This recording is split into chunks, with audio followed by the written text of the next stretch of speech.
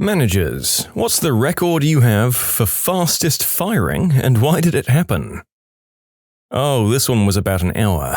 The kid was a temp hire and we set him up at his job, showed him what to do and turned him loose. There was a can of degreaser sitting with the machine that he was operating. I came into my office and sat down, looked up and just watched him pick up a shop rag, spray a whole bunch of degreaser into it, and then he pushed it into his face and started huffing. Deeply. I sighed, got up, went over to him and said, "Come on, son," and walked him to the door. I asked the temp agency to please attempt to vet their applicants a little better in the future. I watched my supervisor fire someone on the first day. Most of the new hires are actually middle-aged women. 90% of them are awesome, but a lot of them feel super entitled because they're middle-aged. It didn't help that I was only 23 as well. Anyway, our new hire's first day of work, she seemed okay. Doesn't make too much of an effort with the kids. It's not that abnormal. I guess it takes some time to get comfortable with other people's kids. So we change diapers on a schedule here, unless they poop or obviously need a change. I've changed a couple of diapers already, and I noticed she doesn't lift a finger if the kids need a change. 10 a.m. rolls around, which is when we change every kid. So I ask her to help me. She seems surprised and goes, "Oh, I don't change diapers, honey." Yep, this lady refused to change diapers. She took a job caring for babies. She was fired maybe an hour later. Daycare workers, oh my god. My wife worked in daycare for 4 or 5 years, so I've had to listen to the stories. The amount of bullcrap that goes on is ridiculous. At least your supervisor fired them. My wife's boss would have just shrugged it off as for some reason all of her bosses were way too nice and never wanted to fire anyone. She always had some part-time teen or early 20-year-olds that were there to make some money doing nothing while going to school. Those kids never contributed and never got fired either. I managed a gas station for a while. I hired this guy who seemed completely normal, which was hard to come by, so I had him start the next day. After about 30 minutes of working, he says he needs a break. No big deal, something must have come up. Maybe 10 minutes later, a customer came in saying that there was a guy passed out in the men's restroom. I sent another guy working into the restroom, and the guy that I'd just hired was undressed and completely unresponsive. The paramedics came and turns out he had taken way too much smack. He had survived, but I still never got an answer on why he was undressed. I had a kid to work opening shifts at a local pool. We were short-staffed, so he was learning the ropes with me on a 5 a.m. shift. As we opened, he asked if he could take a quick cup of coffee. I agreed, asking him to make me one. Around 5 minutes later, a swimmer comes up to me and said she saw my lifeguard snorting something. I was obviously angry and went to see what was going down. I went up to the window and saw him doing another line. After a short argument, he finally decided to just leave and not make me substance test him. Lasted a whole 10 minutes of us being open. Oh boy, what do you even tell your parents you got fired for? And I have to hope that kid meant at least in his mid to late teens if he was using substances, oh god. Although someone that age needing coffee is also a bit of a mind screw for me. Dude got hired as a waiter, and halfway into his first shift, he was falling down drunk. I pulled him into the kitchen and said, "Dude, you're fired." Not that I was firing him, just an observation. I was a little taken aback and not really thinking about what I was saying. The owner heard me and reprimanded me, "You don't have the authority to fire anyone," and then immediately fired the guy. She didn't even make it through the office tour. We hire a lot of seasonal workers, and last year we had a girl with one of the legit small particles of peanut dust will kill her dead peanut allergies. So we put up a few reminder signs, had some peanut-free dishes and forks in the kitchen, that kind of stuff. This new girl started a few weeks after the rest of the group, and when I was showing her around, she pointed to the signs and asked sarcastically if we were serious. She looked genuinely surprised when I said they were real serious, and then smirked and said, "You actually believe someone can die from peanuts?" And followed it up with the usual things like, "Stuff like that isn't real. You'll see." I asked a few questions to make sure she wasn't trying to make a terrible joke, and then went full manager speak and asked if she'd be able to follow the rules to keep her coworkers safe. And when it was obvious she was serious, I told her she was done for the day and she could head home. I didn't actually have hiring and firing powers, so I was a little worried when I took it to our boss. If she denied it, it would be her word against mine. Fortunately, when my boss took her aside to ask what happened, she replied, "Oh, they were getting all weird about someone who was pretending to have one of those fake peanut allergies." From what I hear, she was completely, genuinely shocked when she was fired. I had a bartender who lost money her first shift by herself. The draw started with $200, came back with $140. She'd worked 6 hours and didn't have many credit card tips or anything, so she somehow managed to spend all of her tips and $60 without leaving the building. Yeah, fired. One week I got a call from the county jail because this girl I'd just hired had been arrested, and she refused to give any info to the police except for the fact that she'd worked for this particular store. They called me, trying to figure out her info and a person to contact about her arrest. I told them I couldn't give that info out, but I would call her emergency contact to let them know that she was in jail. I called this girl's emergency contact, who was her mother, and told the mum that her daughter was currently sitting in the slammer. All the mother said was, "Figures," and she hung up on me. After she was released from jail, about 2 days later she ended up in the hospital from alcohol poisoning. So yeah, I had to let her go. The worst part was that I actually liked her. Wide open call center desk farm. The dude on his first day fires up the naughty movies on his PC with sound. Bold move. I worked in IT in the early 2000s. One day there was an MP3 being emailed around offices. It started out real quiet, and I think it was a comedian telling a joke. The email basically said, "This is hilarious, but you need to turn it up to hear it." After about 20 or 30 seconds, it suddenly yelled, "Hey everybody, I'm watching smut over here!" and a bunch of noises from a couple having very naughty whoopee. When I was out at some restaurant for lunch that day, I heard at least 3 tables talking about someone who fell for it. It wasn't much of an interview. He had the right skills, and I needed someone with those skills the next day on the job. So anyway, he shows up late on his first day, then proceeds to make offensive and racist remarks to coworkers and the clients. 2 hours. He was good at his actual job, but I wasn't going to submit my employees and especially my clients to that bullcrap. Ooh, he was on something and out of his head. Screamed at me to stop yelling at him. I wasn't speaking. I had to let some poor kid go after 30 minutes. He didn't want to quit because it was his first job, and he bought scrubs entirely for this occasion, but he was clearly in over his head the second he started his orientation. To my own credit, he interviewed like a champ, and some people are just really good at saying all the right things. I asked if he'd feel better if he was fired, my intention being to remind him the fired is a bad thing, so if he doesn't think he can hang, he should quit on his own terms. He said yes, so I fired him. He shook my hand and told me I had nice eyebrows, and he left. The next day he emailed me to let me know he was quitting. I told him there were no hard feelings since he was already fired. I've now learned to ask every phlebotomist applicant if they're comfortable being exposed to blood. Fricking thanks, Connor. I mean, I'm a pharmacy technician and you'd be amazed at the number of job applicants surprised that you have to pass a substance test. Sure, I could test the substances. What substances do you need me to test? There was this one employee I'd given a warning about not pulling his weight at 8:45 a.m. At 9:30, my team informs me that he just announced in their 9 o'clock meeting that he's taking a week-long vacation, starting the next day. 9:35, he's nowhere to be found when I'm looking for him to see if they misheard about the impromptu vacation that he failed to run by me. He shows back up at 10 o'clock, confirms he decided he needed a vacation while in the 9 o'clock meeting. I hope it was a nice vacation because he lost his job over it.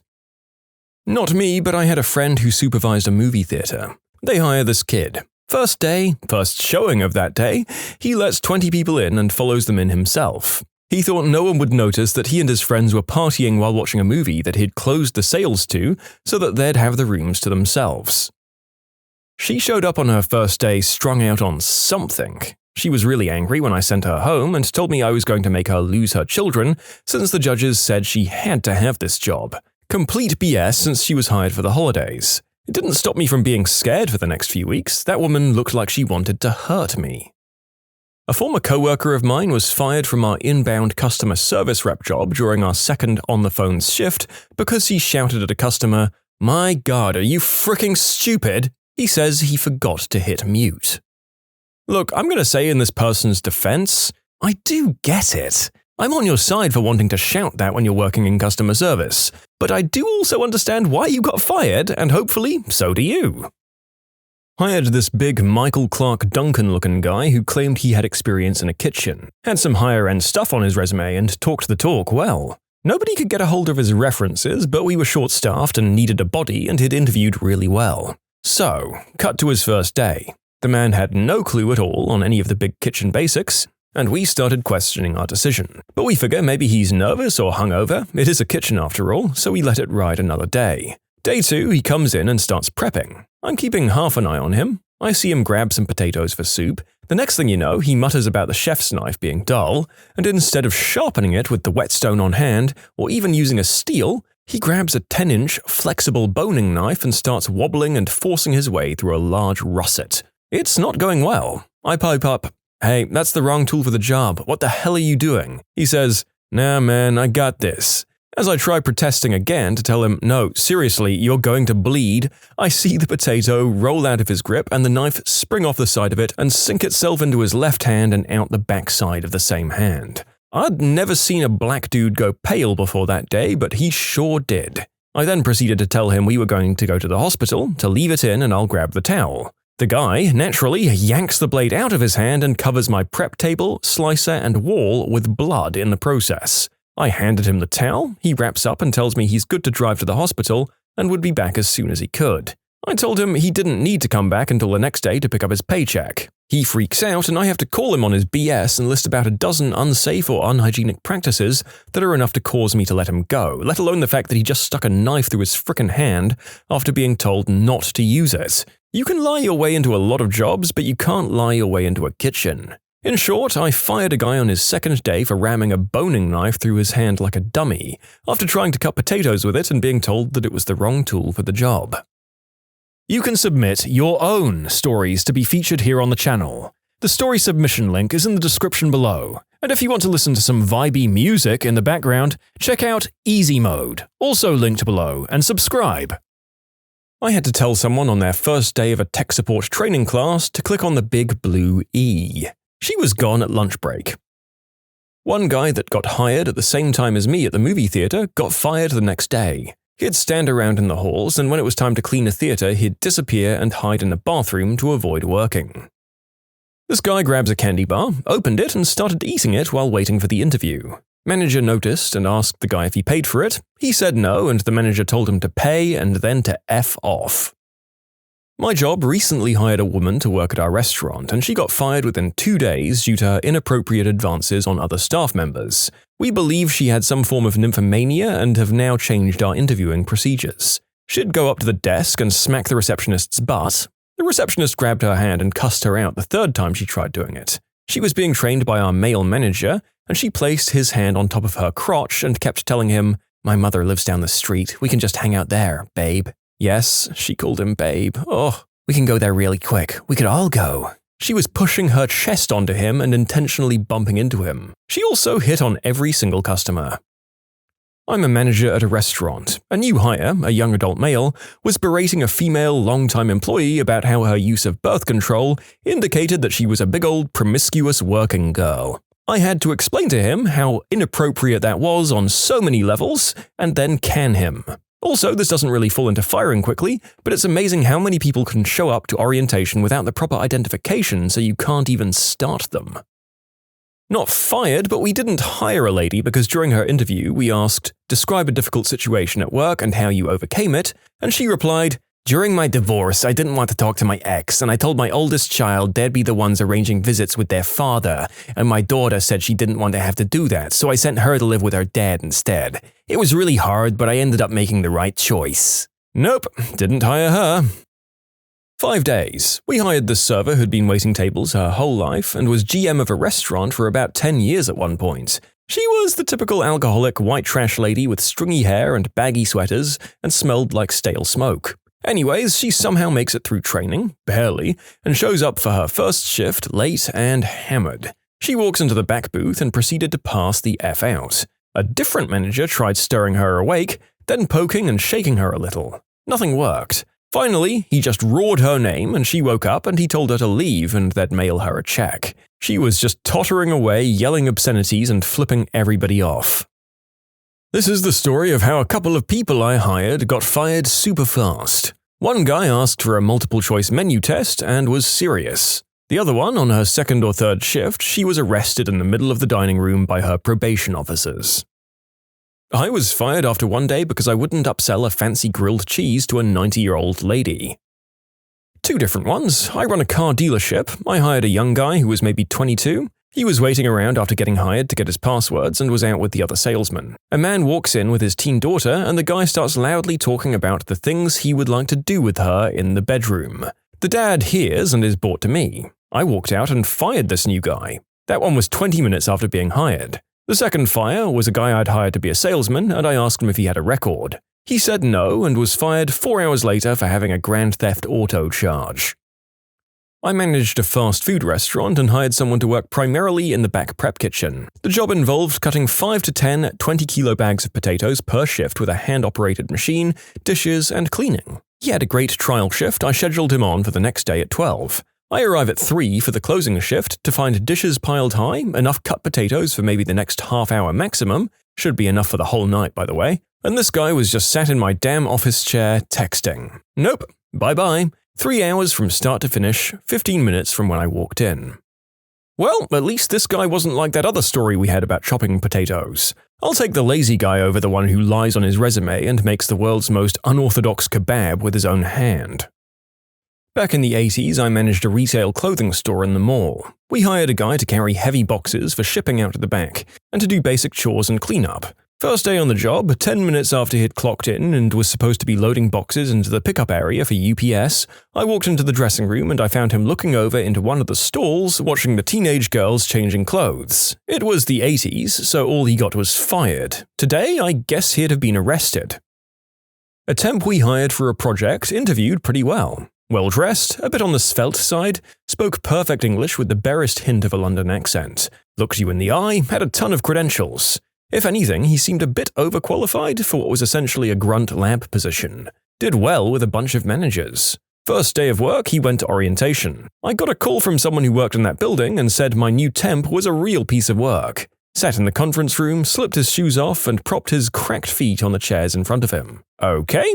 He also bought a huge, sloppy, highly spiced pastrami grinder and left a mess behind. He slapped the butt of someone over there. She reported it, but I didn't hear about that officially from HR until day 3. On day 2, he showed up to the computer lab. He was a completely different person from the interview. I mean, like a different human. He was squat, overweight, different face and hair. Had a thick accent. I didn't know who he was, but he wasn't the guy we hired. The only similarity was his ethnicity. But he was completely not the same person. This guy was gross and completely inept. We went over his resume and I got a copy of his ID. He wasn't even a US citizen. I'd never come across this before. The temp company pulled a bait and switch. On day 3, he was 2 hours late, but by that point I had the permission to fire him based on his lack of being a US citizen. We later found out that his temp agency would send the nice guy in for the interview and then send someone of the similar race to the job with the same name, and they'd gotten away with it for quite some time.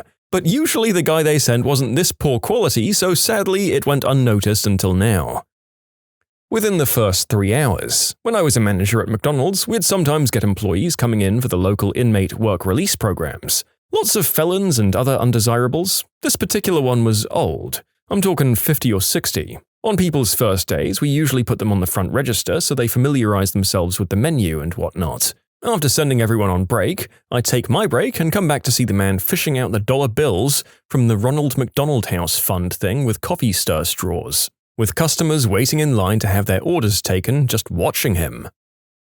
My very first managerial job was as the loss prevention manager for a fairly large department store. The first person I ever hired for loss prevention ended up stealing from us the first night she closed alone. I figured it out the next day and set up a trap for her the second time she closed alone. My regional manager and another loss prevention manager and I set up hidden cameras and pretty much hid in the store the whole day to catch her stealing after closing time.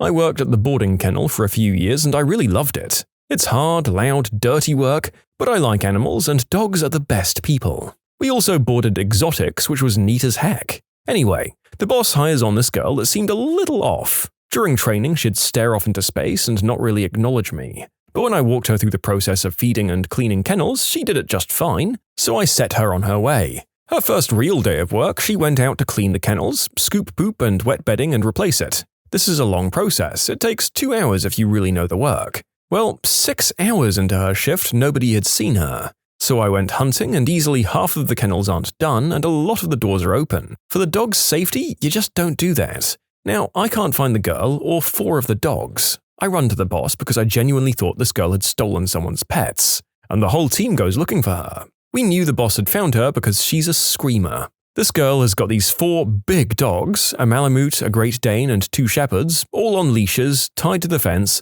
and she's giving them baths in the owner's horse trough. We don't groom, and she's bought the shampoo from home in her lunchbox. She didn't understand why the boss was mad. It's so hot and they look so unhappy. Look at how happy the other 10 I already did are." The boss literally dragged her to her car, kicking and screaming because apparently we mistreat your dogs. So yeah, 6 hours. Teachers and professors, what was the most insane paper that you ever had to grade? This was my history class. We just spent 2 weeks on World War II, and the kids were supposed to write a summary essay on the major events. This one kid genuinely believed that World War II lasted 2 days. The Germans bombed Pearl Harbor, and the next day America nuked Tokyo. Well, duh. Why else would it be called World War II? Because it lasted 2 days. Wait, so World War III will take up my entire weekend and then some? The Secretary of War? Mr. President, the Germans just bombed Pearl Harbor. President Donald F. Eisenreagan? Nuke Tokyo. But sir, it was Germany. Exactly. They'll never expect it.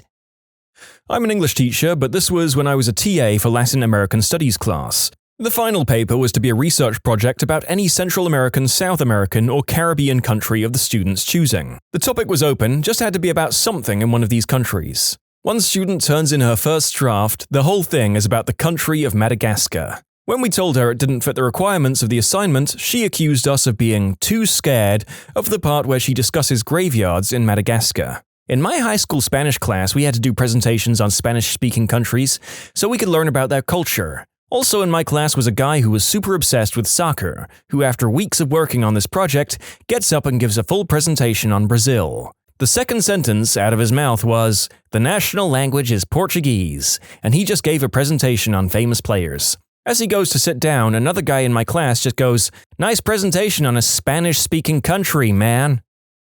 This was in my science class, year 8, so ages 12 through 13, fairly simple general science end-of-term test. The kid had clearly decided to heed the advice to attempt all questions as we didn't use negative marking, so for every answer he didn't know, he just wrote tubes. The best thing was that this included a question near the end of the paper that asked for a description of how blood was pumped around the body. I gave him half a mark. Well, maybe he vaguely remembered someone mentioning tubes and figured it must be relevant to at least one of the questions. It's sort of the equivalent of picking C for multiple choice. It's bound to be right some of the time. If that's an equivalent, it's a very loose one. Taking the same formula that might net you a 33% correct answer rate and instead using one component of God knows how many answers available in the field of science is truly a leap of faith. My parents graded GCSE papers every summer. One year, my mum got an English essay exam on which the kid had written, "I don't understand the question, so I'm going to write you a poem," followed by said poem and an elaborate drawing of a tropical island. He got a D. I teach chemistry, and my kids write one big paper as a write-up after a long lab. Anyway, I had this one student, let's call him Joe, who was a pain in my butt. Constantly late, disrespectful to his classmates and me, often just ditched so he was way behind. Anytime I'd call on him during his class, his answer would be hydrogen. We could be talking about molecular structure, I'd call on Joe to tell me how a transition metal like iron was structurally different from a halogen, and still that's what he'd shout. Fast forward to the end of the year and the long lab write-up. All the kids, including Joe, have done the lab. I give rubrics, clear guidelines on what to expect them to discuss, and a deadline. Deadline comes and they're all submitted through Google Classroom. I start reading, I'd made it through about 10 of them and they're okay. The kids give it a decent shot. Then I get to Joe's essay. He'd literally typed the sentence, "The answer is always hydrogen," hundreds of times. Enough to reach the page-length requirement, and he had done it with the correct headers for each section too. I was impressed with the amount of effort that had been put into screwing his grade away. Most of the kids in that class were sophomores in high school. If I remember correctly, he earned the 5 points for correct formatting, and that was it. So he scored 5 out of 100. Definitely didn't pass that paper. I also allow kids to redo work, and he never took me up on that. This truly is my time. I was a teacher in high school. I taught some lower achieving kids in an English class. They were around 14 to 16 years old. One kid, Paul, was particularly bad. Not through a lack of intelligence, but effort. Paul is also a native English speaker. This is important to remember. Paul did not submit his persuasive essay when it was due, and continued to fail to submit it for another month and a half. I kept reminding him, phoning home, emailing other staff, etc. Paul, who was the only pupil who didn't submit an essay, believed I was picking on him and singling him out. Finally, in what I can only imagine in a fit of sudden inspiration linked to his belief, I received the following unceremoniously submitted 400-word masterpiece. Is teacher bias? Perhap. Yes, he wrote perhap. It was all typed in a funky, bold, jagged font. Here is a brief summary and extract. Is teacher bias? Perhap.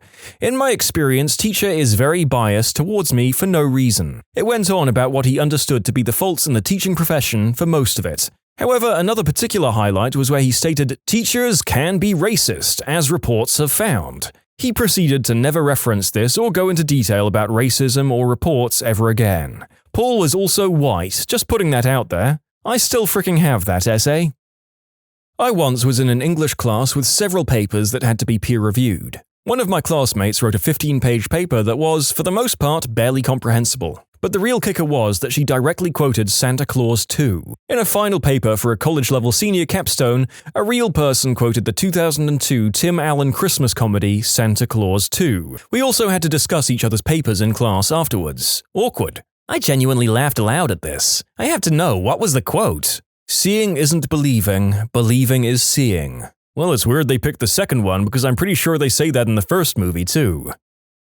I had a student who wrote about the right to, quote, bear, spelt B-A-R-E, arms. For some of the paper, he was talking about concealed carry laws and he was for it.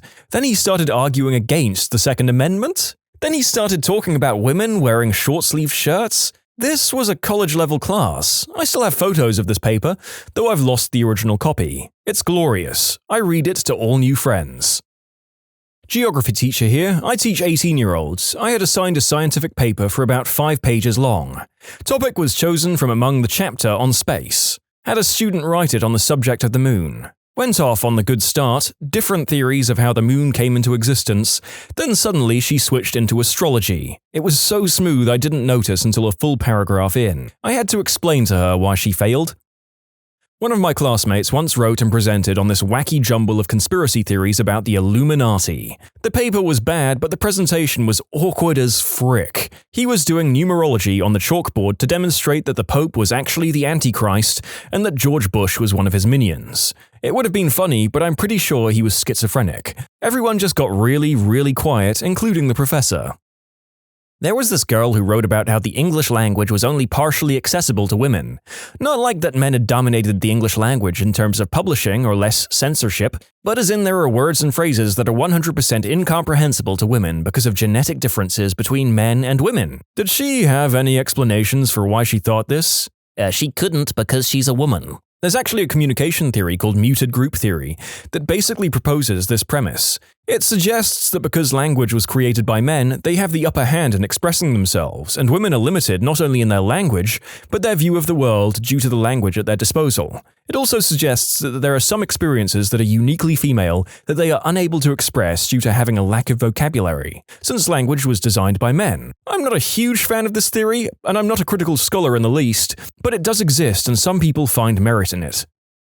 I was a creative writing English major, and for the most part we had to peer review our classmates' work. We had to provide positive criticisms. Early on, it became apparent that some people were majoring in creative writing because it was an easy A. I remember critiquing some papers, and the only positive thing that I could come up with was, "I like your punctuation?" That made my teacher laugh out loud in class. These quotation marks, how beautiful yet simplistic. They speak of your past, your future, how you live your life. Your entire being clearly went into these exceptional quotation marks. A friend of mine took a creative writing class, and according to him, he had to peer review stories someone wrote about their persona, and also a Sword Art Online fanfic. I don't know if the same student wrote both. Oof, I'm hit by secondhand embarrassment of that. I'd be way too shy or sensible to write about personas in college. It's good to see that my classmates remember me this far along in life. The narrator is joking, by the way. I'd also like to inform you for the next story that I'm going to be saying the word congenital. I need you to mentally remove the con part of the words so that you can both understand the next part and get this past the YouTube censors.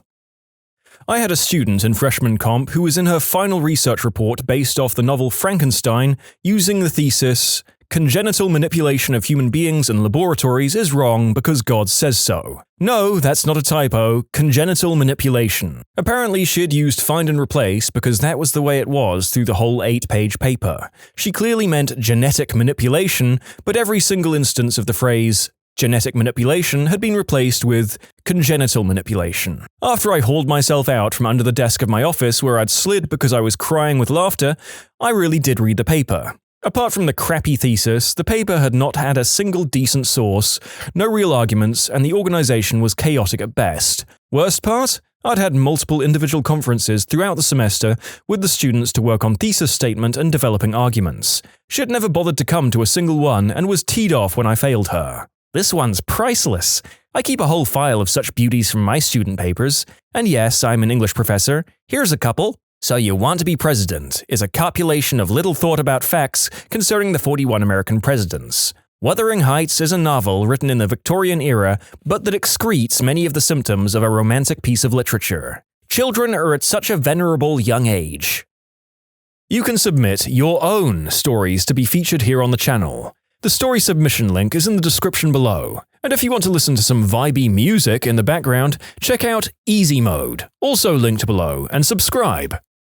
I was in a master's program for the last 2 years, and I had to peer review a classmate's paper. Holy crap. We were supposed to write a persuasive research essay on an effective way to make college more affordable. I was lucky enough to peer review a classmate and co-worker who already possessed not 1, but 2 master's degrees, and he was somehow on his way to a doctorate. I'm honestly still perplexed, trying to figure out how he got those other 2 degrees. Anyways, the paper was littered with grammatical errors. My favorite of those was when he started making up words and talked about the problem of student indebtedness. He probably meant indebtedness, but he used it incorrectly multiple times, so make what you will of that. He also referred to the student debt problem as an extra layer on students' frustration cake. Yep, this person was a veteran, and at one point in the paper he talked about the terror events of 9/11/11. I understand that's a single number typo, but also if you're going to state that as your reason for joining the military, at least proofread it like you care about what happened that day. The good part, however, was his actual argument. For some reason, he was arguing that college should be more affordable, but only for veterans. You know, like what the GI Bill does. He said that we could make this happen by simply cutting the salaries of professors and giving that money back to the students. We're going to save colleges and universities in America by failing to pay our professors, everyone. Just the way he wrote indebtedness tells me how he's already had 2 masters. I worked with a nurse once who was horribly lazy and an all-round bad nurse and a miserable person. We looked her up online to see how she possibly managed to get through nursing school. We found her resume where she repeatedly referred to herself as a register nurse. Then we asked another nurse we knew how she made it through school. They went to the same university. That nurse told us they tried to kick her out over and over, but she had threatened to sue them, like she did everybody at work. So yeah, a college education doesn't necessarily mean anything. Math teacher in our school graded an IB/SL math examination, and out of 90 marks on the test, she was able to award 1 mark. It wasn't for lack of trying either. Whoever wrote the exam tried a solid amount of the exam, except they literally didn't get anything but 1 question right. Current English professor. I can't think of a single worst, but here are some crazy ones in my Hall of Fame. Number 1. When I taught 8th grade, I had to insist that a photo of a koala bear off Google Images would not serve as a proper paper title. 2. Just a sad one. One student really slacked off on a paper with a fully MLA formatted first page, 2 sentences and an "I'm sorry, Mrs. Lancer." 3. The paper wasn't bad, but despite going over APA title pages at length in class, I had a student who turned in their APA paper with a teal and turquoise book-like MS Word cover template that was gaudy and had very little of the required info. 4. I can think of many where the writing was just poor or didn't have proper grammar, but one goof from a recent semester sticks out in terms of errors in writing. The student did a good poetic analysis of the poem Because I Could Not Stop for Death. Cited it correctly as by Emily Dickinson, yet all throughout the paper referred to the poet as Elizabeth Dickerson. Also, in one that doesn't at all count amongst my worst, but maybe one of my most memorable, I assigned a paper with the goal of arguing successfully for both sides, then mediating it as an advancement of lessons in argumentation. Most students chose from a list of very serious and difficult to solve problems, but one student requested to do a paper on the "Are hot dogs sandwiches?" debate. It was an impeccable paper that did reach a nice mediation, but it was also incredibly memorable among papers on substance epidemics and immigration questions. I was a chemistry TA, and a lot of the students would include silly details like how much they liked a lab partner in their first report of the year. One student took this to the next level by writing out a log of his whole day before doing the experiment. What he had for breakfast, the bus he took to class, how he was 3 minutes early. Everything. This was at the university level. I once had a student turn in a paper that was a little shy of the length requirement at a first glance, then I started reading it. It was the same several paragraph, original passage repeated over and over, sometimes with slight variations, for the whole length of the paper. Not a teacher, but I peer-reviewed the essay or short story of a classmate of mine in my junior year of high school. We were supposed to write about a historical event from the perspective of someone who was there. For example, I wrote about the perspective of a court stenographer in one of the McCarthy trials. This girl decided to write about the first Olympic Games, but seemed to have a basic lack of understanding of history. Her story, which again was about the first Olympic Games from the perspective of an athlete, involved texting, cars, and was absolutely laden with pop culture references. In addition to this, every I was lowercase and the whole essay was center justified, because of course it was. I'm not sure if I'm remembering that part correctly, but I swear it was in Comic Sans or something like that. I didn't want to tell her that the entire story was terrible because I'm weak, so I just told her to check her capitals and punctuation and things like that. God, peer-reviewing someone's awful work is the worst. I don't know if it's necessary, but I always feel the need to tiptoe on direct issues like, oh, I don't think they actually had all that stuff back in 1896. I just want to tell them, I'm not trying to make any enemies, but your paper makes me want to commit Sudoku. I don't know if that last word was a typo or an intentional joke, but thank you, dear writer. Thank you very much. Now take the A- and get out of my sight. I'm studying to be an English teacher and had to do group peer reviews with classmates. One girl didn't have a thesis, didn't have any clear arguments, and had a 3-page paper that was 2 paragraphs long. The paper was supposed to be a proposal of how to fix an issue in higher education, and I couldn't even figure out what her problem was, and she had no proposal. The best part? After her and her friend went for the peer review, they left, leaving me and another girl to finish alone. When we got to the part to list feedback from our group, we both left clear comments about how our group left us.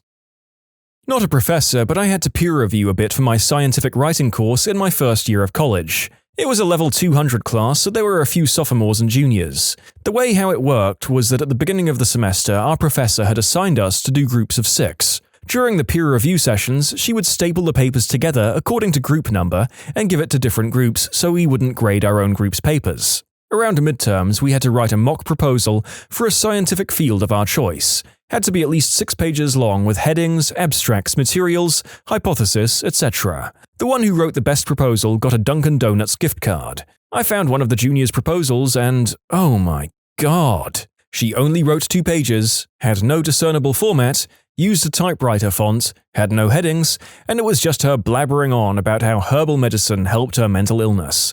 There wasn't any real conclusion because from what I could tell, she didn't even have a hypothesis. There was so much wrong with the paper that I just moved on without writing anything. The real kicker is that she always promoted her self-published book on our class discussion board. I won the gift card though. I'm not a teacher, but I've read a ton of people's essays trying to help them edit. Holy crap, have I read some stupid papers. Here's a few excerpts from an essay I tried to edit but had to give up on. The essay was supposed to be about how people can be greedy. I don't quite know. Title: The Greedy Money Sharks and Fair Fishers. What's the meaning of greed as a selfish desire for something for power, good, and wealth? ?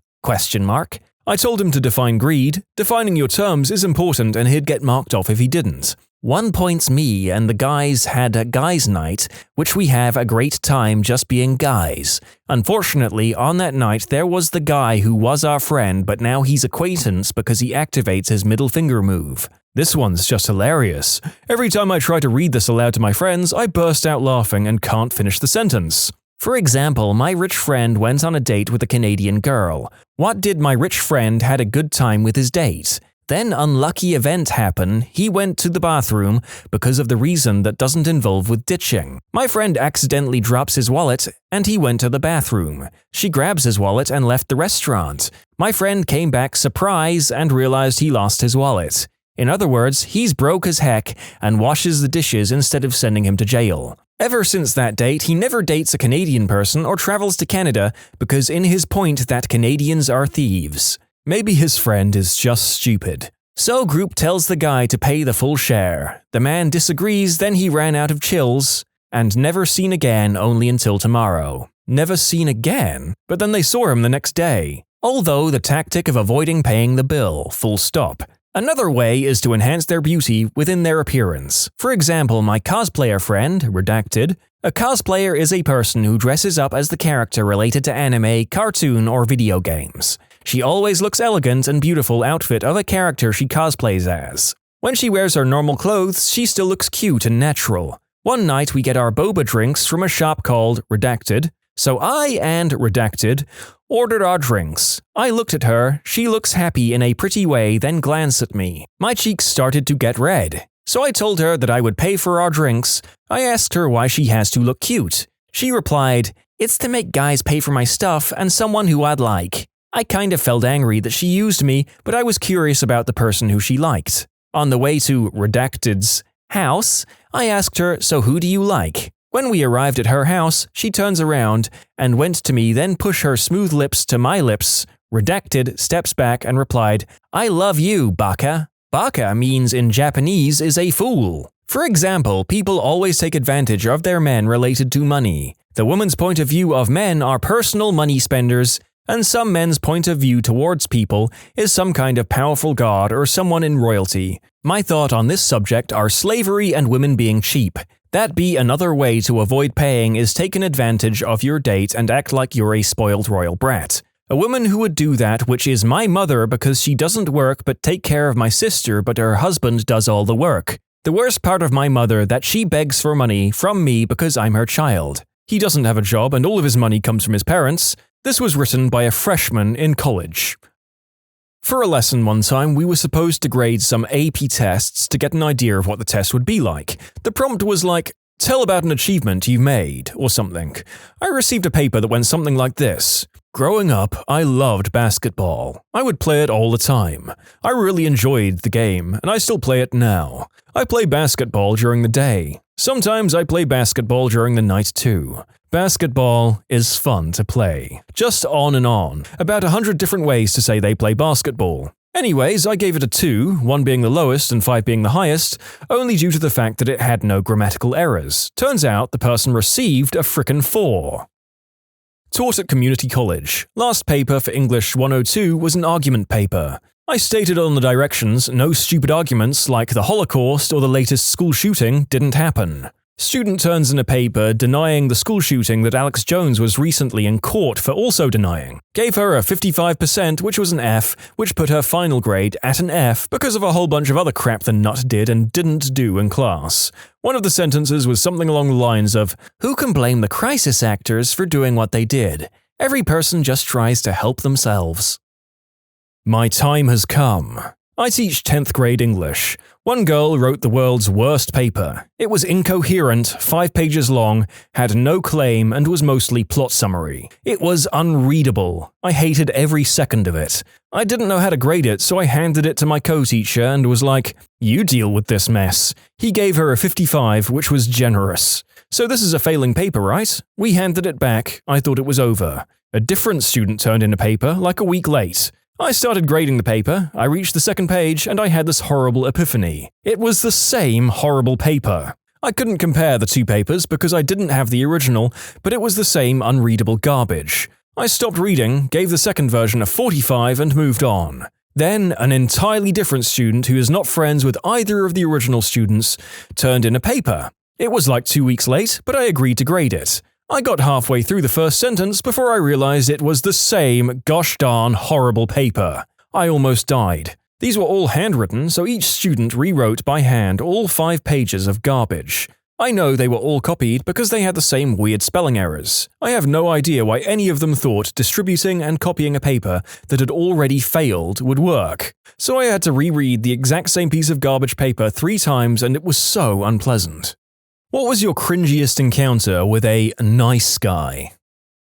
Met a nice guy over OKC a couple of years ago. I gave him my number after we chatted for a bit and talked about possibly meeting. When he suggested we meet at a local elementary school in the middle of the night, I noped the frick out and told him it was nice talking to him, but I didn't really want to meet anymore. He kept trying to convince me by saying he would buy me gifts. He really likes me and thinks we could hit it off.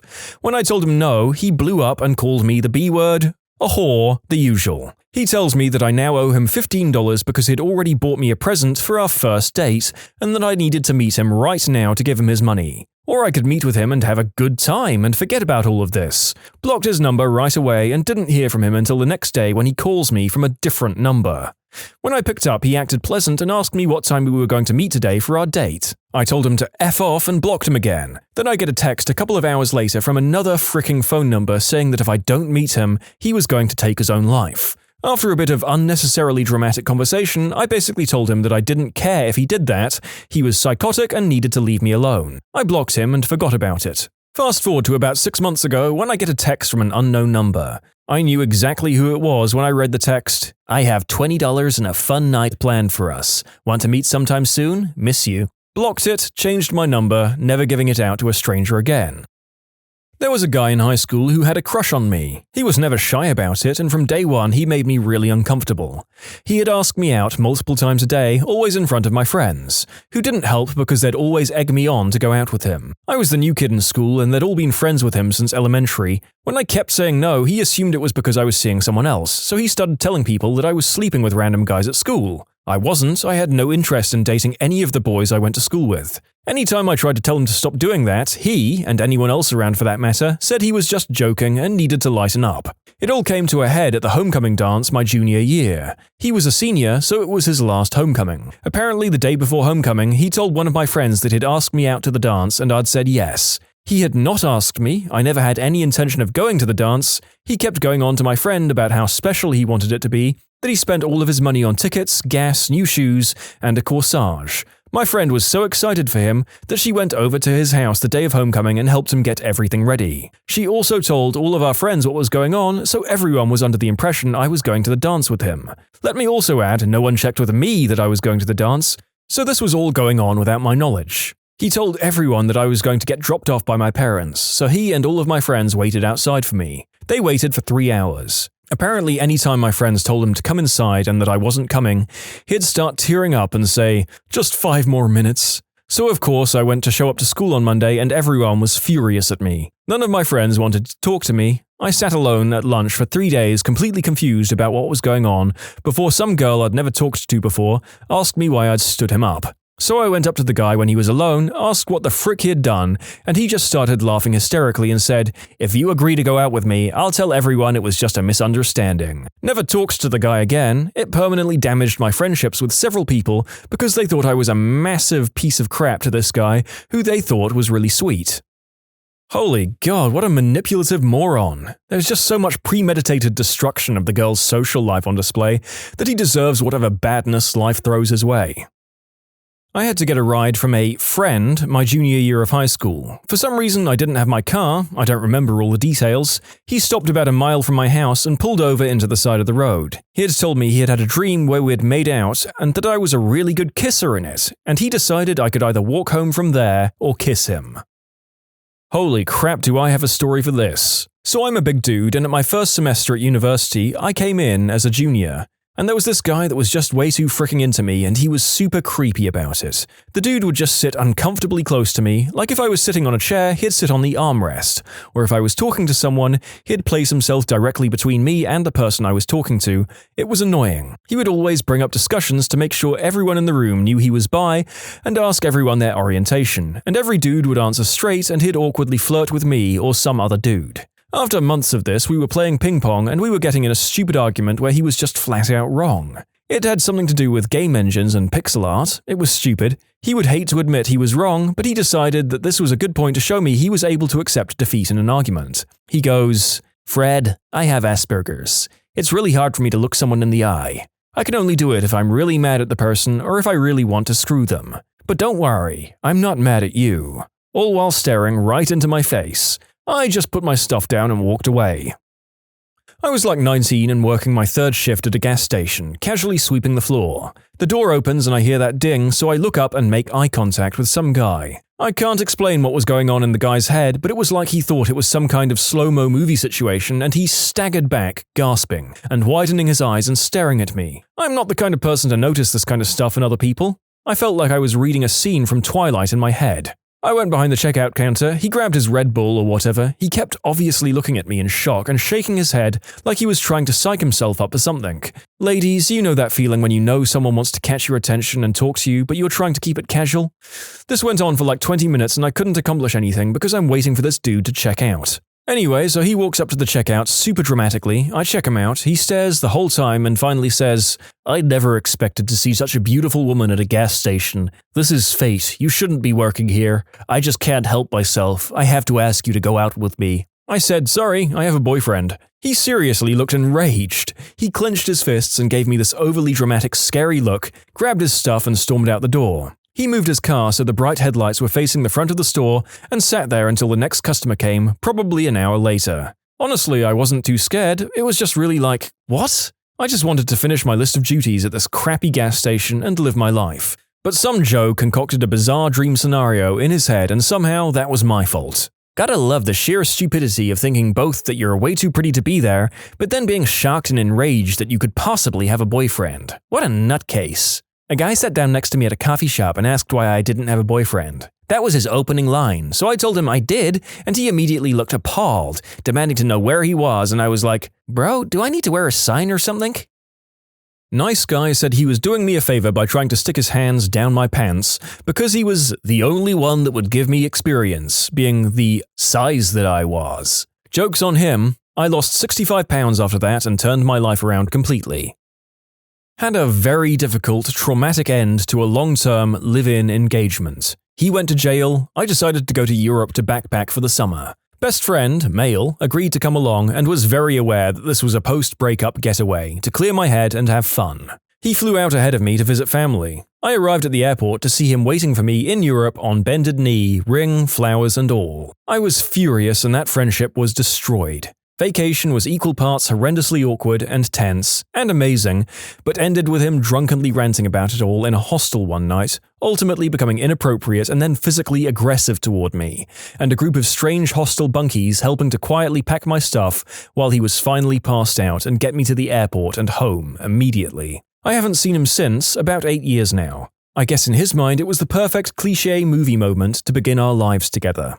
He had 10 years to speak up, but felt that the very first moment I step on European soil to begin my newfound freedom and let go of it all was the absolute best moment to inform me that he had lied essentially about our platonic friendship for a decade and wanted an immediate transition to being lifelong partners, right then and there. My stomach is churning even now thinking about it, and of course people gathered around and cheered. I believe that's what it was that infuriated me the most. It's humiliating to be put on the spot like that in front of so many strangers, expecting and hoping to witness a fairy tale moment. I had to loudly say something like, "Come on, stand up, you're joking right, brother friend. Quit playing around, let's go celebrate my 7-year-long relationship ending last week, and go party my freedom now. Ha ha ha ha." Of course, I'm the bad girl in that situation, and he's just cliché hopelessly in love best friend, good guy, finishing last as always. Someone even booed me.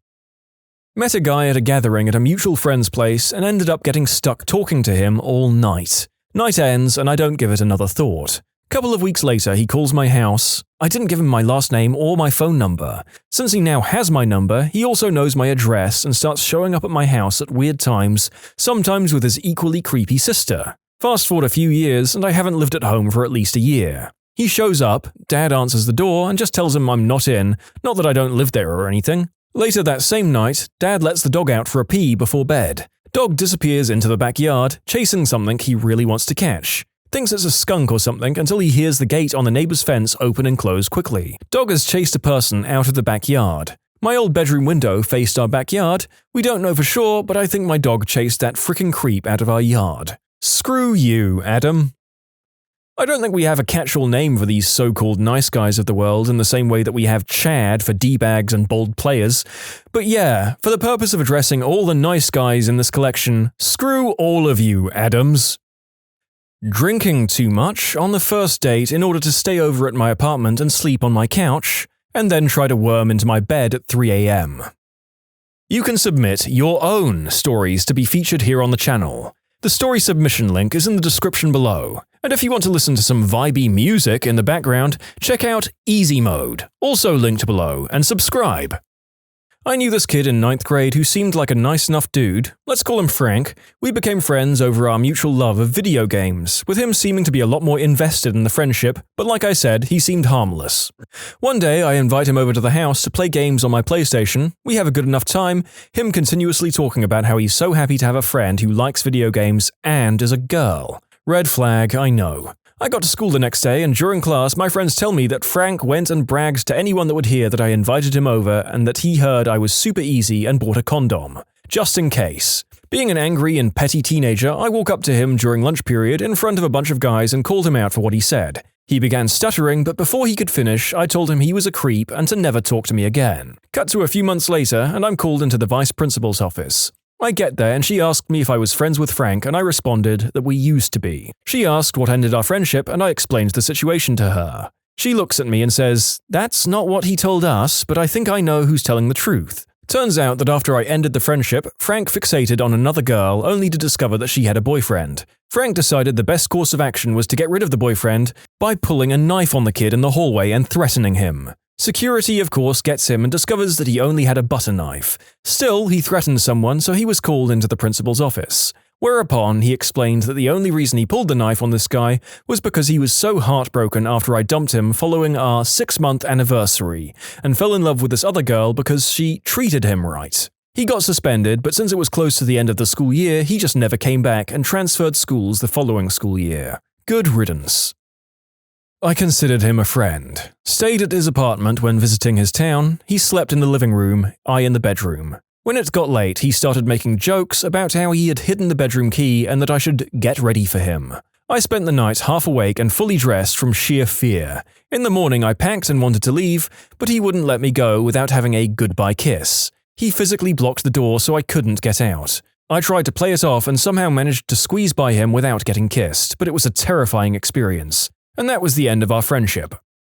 I've got a weird one. A good buddy of mine was moving across the country. I'd known him for a while and he was very gay. And I'm not, but we were still pretty close friends. He had his going-away party at a very gay bar here in Austin. No big, I'm comfortable with my heterosexuality. I'll go and have a few drinks and dance a little and go home with my girlfriend, who went to the party with me. Well, we get there and about 20 minutes in, she gets a text that her friend's sister has been in a bad car accident. She leaves to go help her friend. I decide I'll stay for another hour or so before heading home. I'm at the bar having a drink and I start to feel tired, so I'm going to go outside and call an Uber. As I'm outside, one guy from the party group, but who I didn't know at all, asked what was going on, and I told him I was leaving. He was like, "Dude, I live right by you, I'll drop you off." I didn't think about it at the time, but he would have no clue where I lived because we had barely been introduced at the party. I get in his car and as we turn the corner he puts his hand on my leg. I kinda snap out of it and say, "You know what, man? I'm uncomfortable here, why don't you let me out of the car?" I get the whole, "Nah bro, I'll get you home safe, it's fine. I won't stop."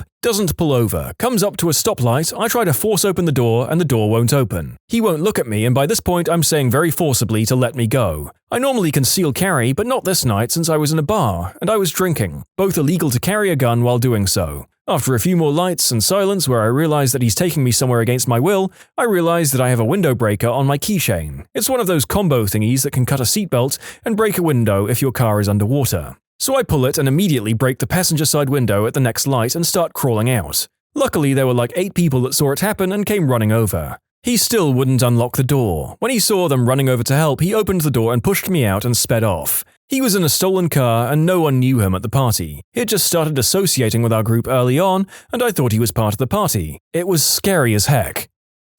I worked for a few years at a children's museum. There was this single dad with 3 daughters who was cute but way too old for me, especially at the time when I was 19 and he was about 35. I also got a weird vibe from him, but he was always very nice, if a little uncomfortable. His daughters were adorable. The following events happened over a 6-month period. One day, some guest approaches me and asks if I've seen this missed connections on Craigslist about the museum. It was about me. The guy was writing about things we'd talked about and was saying how good we would be together, etc. Thinking back, I honestly think that she must have been friends with the guy? Because it was too weird that she approached me out of all the other workers and then asked me what I thought about the guy who wrote the ad. Later, he found me on Facebook and tried to add me. I didn't add him and the next time he was in the museum, he followed me room to room and just glared at me from afar, not talking to me. Super uncomfortable. I thought it would be easier to just add him, so I did. Then he starts commenting really weird and creepy stuff on my photos, like a gif of Pikachu biting his lip or just fap. So I decided enough is enough and deleted him. Then he tries to win me back or something. He brings a wrapped canvas to the museum and gives it to my boss, saying it would be too weird to just give it to me. And my boss calls me down later and makes me open it in front of everyone. It was a very fun workplace and we loved to rip on each other. And it was a painting of one of my photos on Facebook. I was so mortified I put it away, but one of my coworkers, and also my best friend, replaced the clock in the bathroom with my portrait because she's a dick. While it was funny, I also asked my boss to watch out for him, so from then on I didn't see him anymore and blocked him on Facebook. So I think I'm safe. My nice guy said he'd take his own life unless I became his girlfriend. Nice guy from college, we're talking about trench coat and fedora, fingerless gloves, pathetically sleazy smile, the whole shebang, in a tropical country at that, who kept trying to talk to me even as I was clearly trying to do my homework.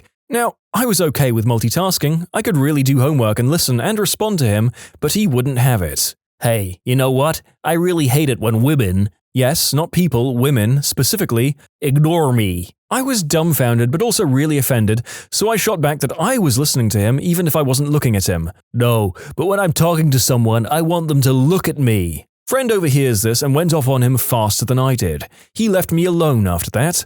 Not as terrible as the other answers here, but that was my first real taste of it. As usual with the darker and more negative subjects that we post here sometimes, I find myself grasping for literally anything to be positive about. So well done to your friend for giving Creepo McFedora a piece of their mind. Stick by those friends. A coworker gave me a ride to the train station because I'd missed my bus when I was a trainee. It's a 10 to 15 minute ride and I thought it was nice of him, but I didn't think much of it. I thought he was just helping out. When we were still in the car, he then mentioned wanting to invite me for a drink one day, then offered to drive me all the way back home. He was living near the train station we were heading to, and it would have made a 45-minute drive to get to my place. I declined because I felt uncomfortable, and because without traffic, the train was actually more convenient for me. He mistaked my refusal for politeness or just outright ignored it and insisted, saying it wasn't bothering him to drive all the way here. At this point, I didn't care about him. I was just starting to get scared. He insisted, and I had to argue and practically begged him to just drop me at the train station, finally mentioning that my dad was waiting for me anyway at the terminus, and pretended we could have a drink someday, and he let it go. But it all happened as we were driving onto the highway, so I felt trapped and it was really uncomfortable. Thankfully, it was my last week here, and I avoided him the last few days that I worked. He let me sleep over because I lived an hour away and we'd been drinking, and he pulls the old, "You're really lucky I'm a nice guy. Most guys would force themselves on you right now, but I don't because I'm nice. You're really lucky," despite us having been normal platonic friends for a few months before this, and me having established a few times that I wasn't interested in anything else with him. I was on a Discord server and spoke in a voice chat frequently. One time this dude came in and didn't speak, only in text chat. He kept putting himself down for attention, so I told him that he shouldn't worry, blah blah blah, just to be polite and to try to get him to stop.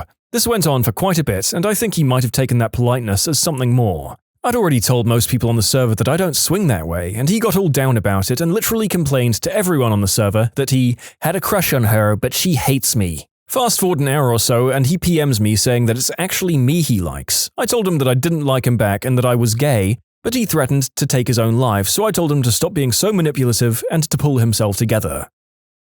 I was at a bar and coffee shop drinking tea when this guy, a friend of a friend, came and sat down next to me with 2 shots of whiskey. I told him no thank you, I'm not drinking, and he said, "Wow, you're really making me angry. I'm being fricking nice to you and you're being really fricking rude." I said no thank you again. He kept going off about how rude I was and what a nice guy he was. Finally, I told him that I'd take the shot and throw it in his eyes if he didn't walk away. He walked away finally. Prick.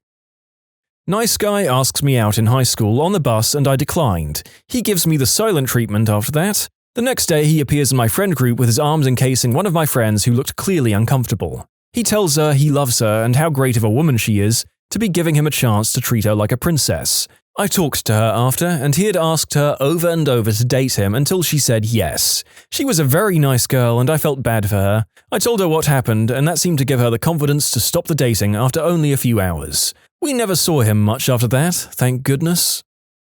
What Valentine's Day disasters have you witnessed? I served at a Japanese hibachi restaurant and once had a couple come and the dude dumps her after the meal. She then gets up and throws up a trail probably a good 20 feet as she runs to the bathroom. The dude got up and left the girl, and I was left to clean the mess. I blew my car's tire and my friend came in to bail me out. We're both straight dudes and forgot it was Valentine's. Decided to have dinner, and both were coming from important meetings, so had suits on. We didn't catch on until the end and how the entire waitstaff thought we were just the cutest gay couple. I 100% went to lunch with my best friend on V-Day years ago because we were both single and the staff thought we were dating. This is hilarious. There was a note in our reservations that it was an engagement. They wanted champagne, a specific seat, a bunch of other stuff. The server comes up to the table with something like, "So I read we're celebrating an engagement. Congratulations." Confusion from the woman, glaring from the guy. He hadn't proposed yet. The server had ruined it. These two were on a date and the guy went to go use the bathroom. The girl just up and leaves after he went to the restroom. When the guy came back, he sat around for a while until asking his waitress where she went. She replied with saying she left. The guy then asked the waitress if she would go on a date with him. The waitress said no. 0 for 2 in one night. Damn.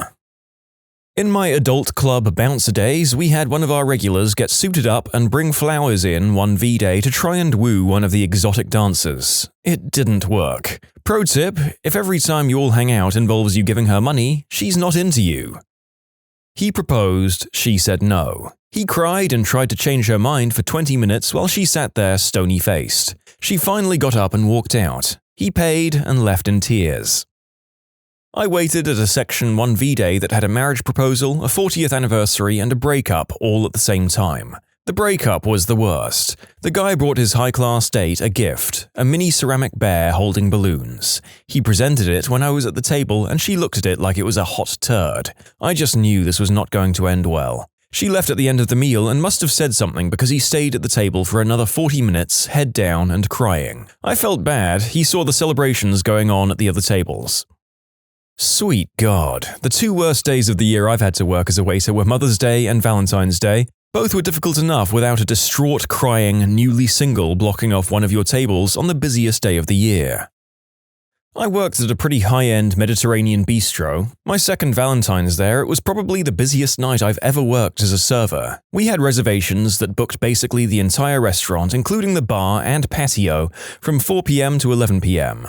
No walk-ins were to be seated unless a reservation was cancelled or someone with a reservation didn't show up. Most of the customers were pretty understanding and either waited or simply left. One dude, however, kept pushing and asking every 10 minutes how much longer until he's seated, constantly saying he's a regular customer and how his date is going to be there at 7. He got there at 6. We insisted that once a table was available and all the customers before him were seated, he'd get a table, but because of the amount of reservations, we couldn't guarantee he would even get a table at all. At about 6:50, the guy loses it, fast walks up to the hostess stand where the reservation book is, grabs the reservation book and practically runs out the front door. Now, everything is going to complete crap because the only copy of the reservations for the night that is barely half over is gone.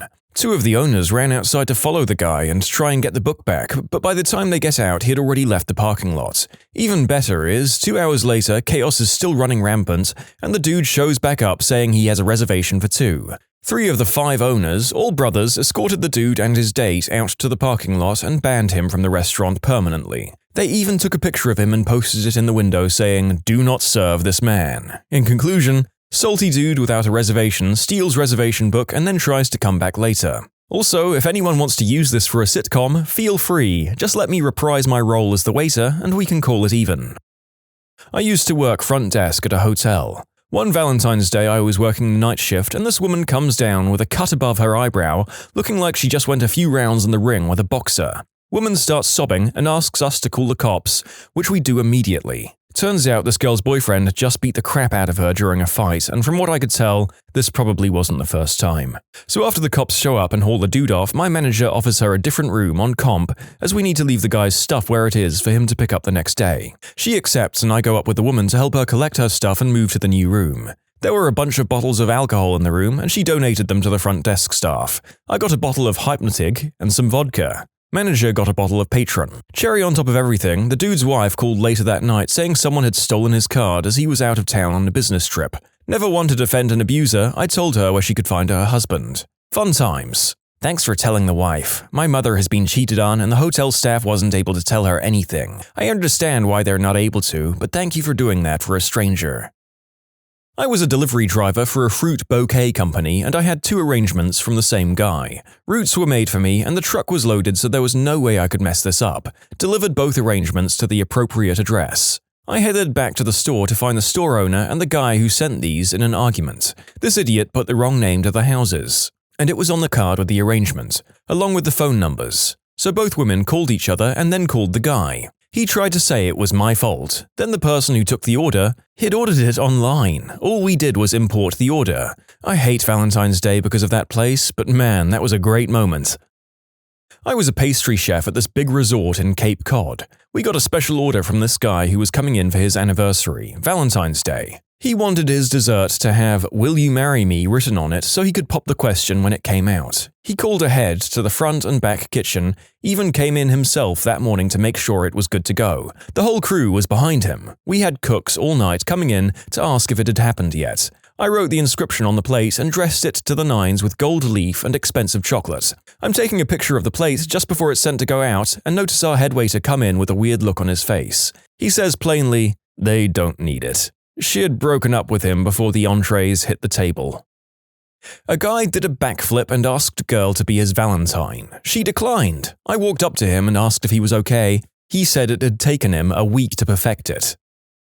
I was eating in a fine dining establishment, Chili's, several years ago. In the next booth was a really young guy who had a big bunch of roses on the seat next to him. He kept looking at his watch, looking at the roses, popping open a ring box for a peek at the ring. He did this for half an hour or so, then began calling and texting someone, presumably his girlfriend, over and over. As we were waiting for our check, he hands my wife the roses, mumbled something, and walked out. Poor guy. To clarify, I don't actually consider Chili's a fine dining experience. My wife and I had done some shopping and stopped off for a burger and beer afterward. Walking back to my dorm room once, a guy was carrying roses. I think this was around Valentine's Day, I don't remember, and he handed one to me. Made my day because it had been a crappy long day, but I wonder what kind of day he had been having to be handing out roses to strangers.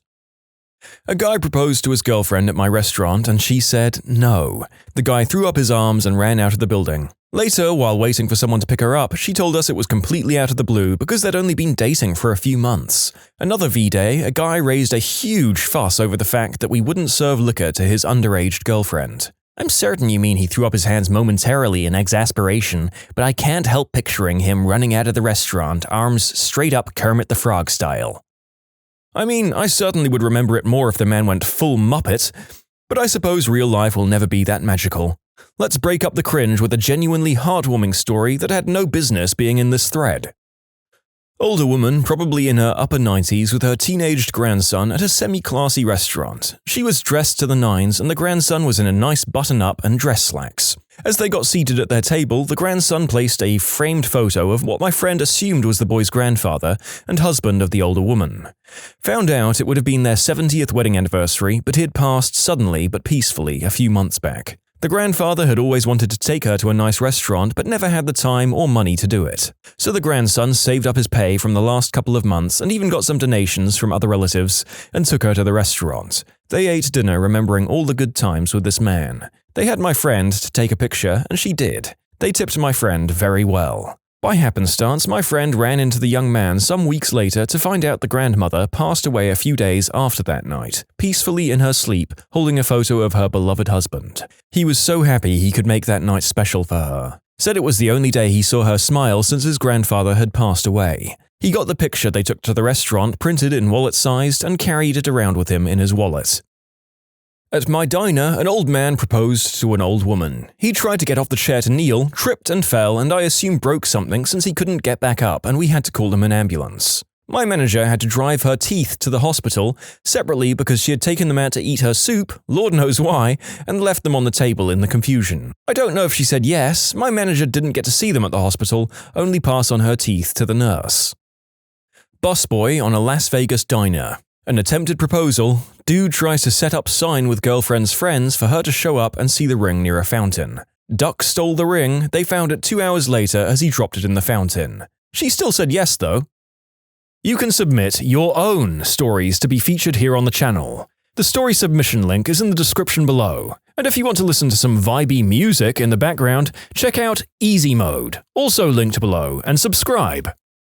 16 years in hospitality gives you some good stories. The most awkward: my first job as a waitress, a guy wanted to propose to his girlfriend. He came in 2 months before to book and had everything figured out. He planned to pop the question during dessert. We had champagne, balloons, and sparklers prepped for the big moment. The time comes, he drops to one knee, gives a speech about his love for her. He asks, and she says no, puts the ring in her bag, finishes her dessert, and leaves.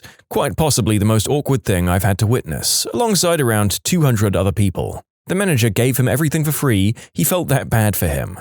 Cringed up inside every time I saw him after that. The most effed up: I was working as a duty manager and one of the tills kept dropping off the network. As I was trying to fix it, I could clearly hear the conversation of the table by the waiter's station. It started out sweet enough with her excitedly telling him she was pregnant. He went quiet and didn't say anything for a bit and then asked her what the plan was. She said she was keeping the baby. He said he didn't want kids and had told her this. She had got upset and said he thought he'd be happy and change his mind when he found out. By this point I fixed the till, but I'm unable to step away from this car crash. Turns out she had stopped taking the pill without telling him, thinking she could turn him around. He said he knew she could be a little bit nuts sometimes, but this was the next level. He told her it was over and she could send someone to collect her things as he wanted nothing more to do with her. He called me over to pay the bill and just left. The guy never even shouted, he just calmly went, "F this," and noped out of there. I couldn't even look her in the eye, just left to give her her own time.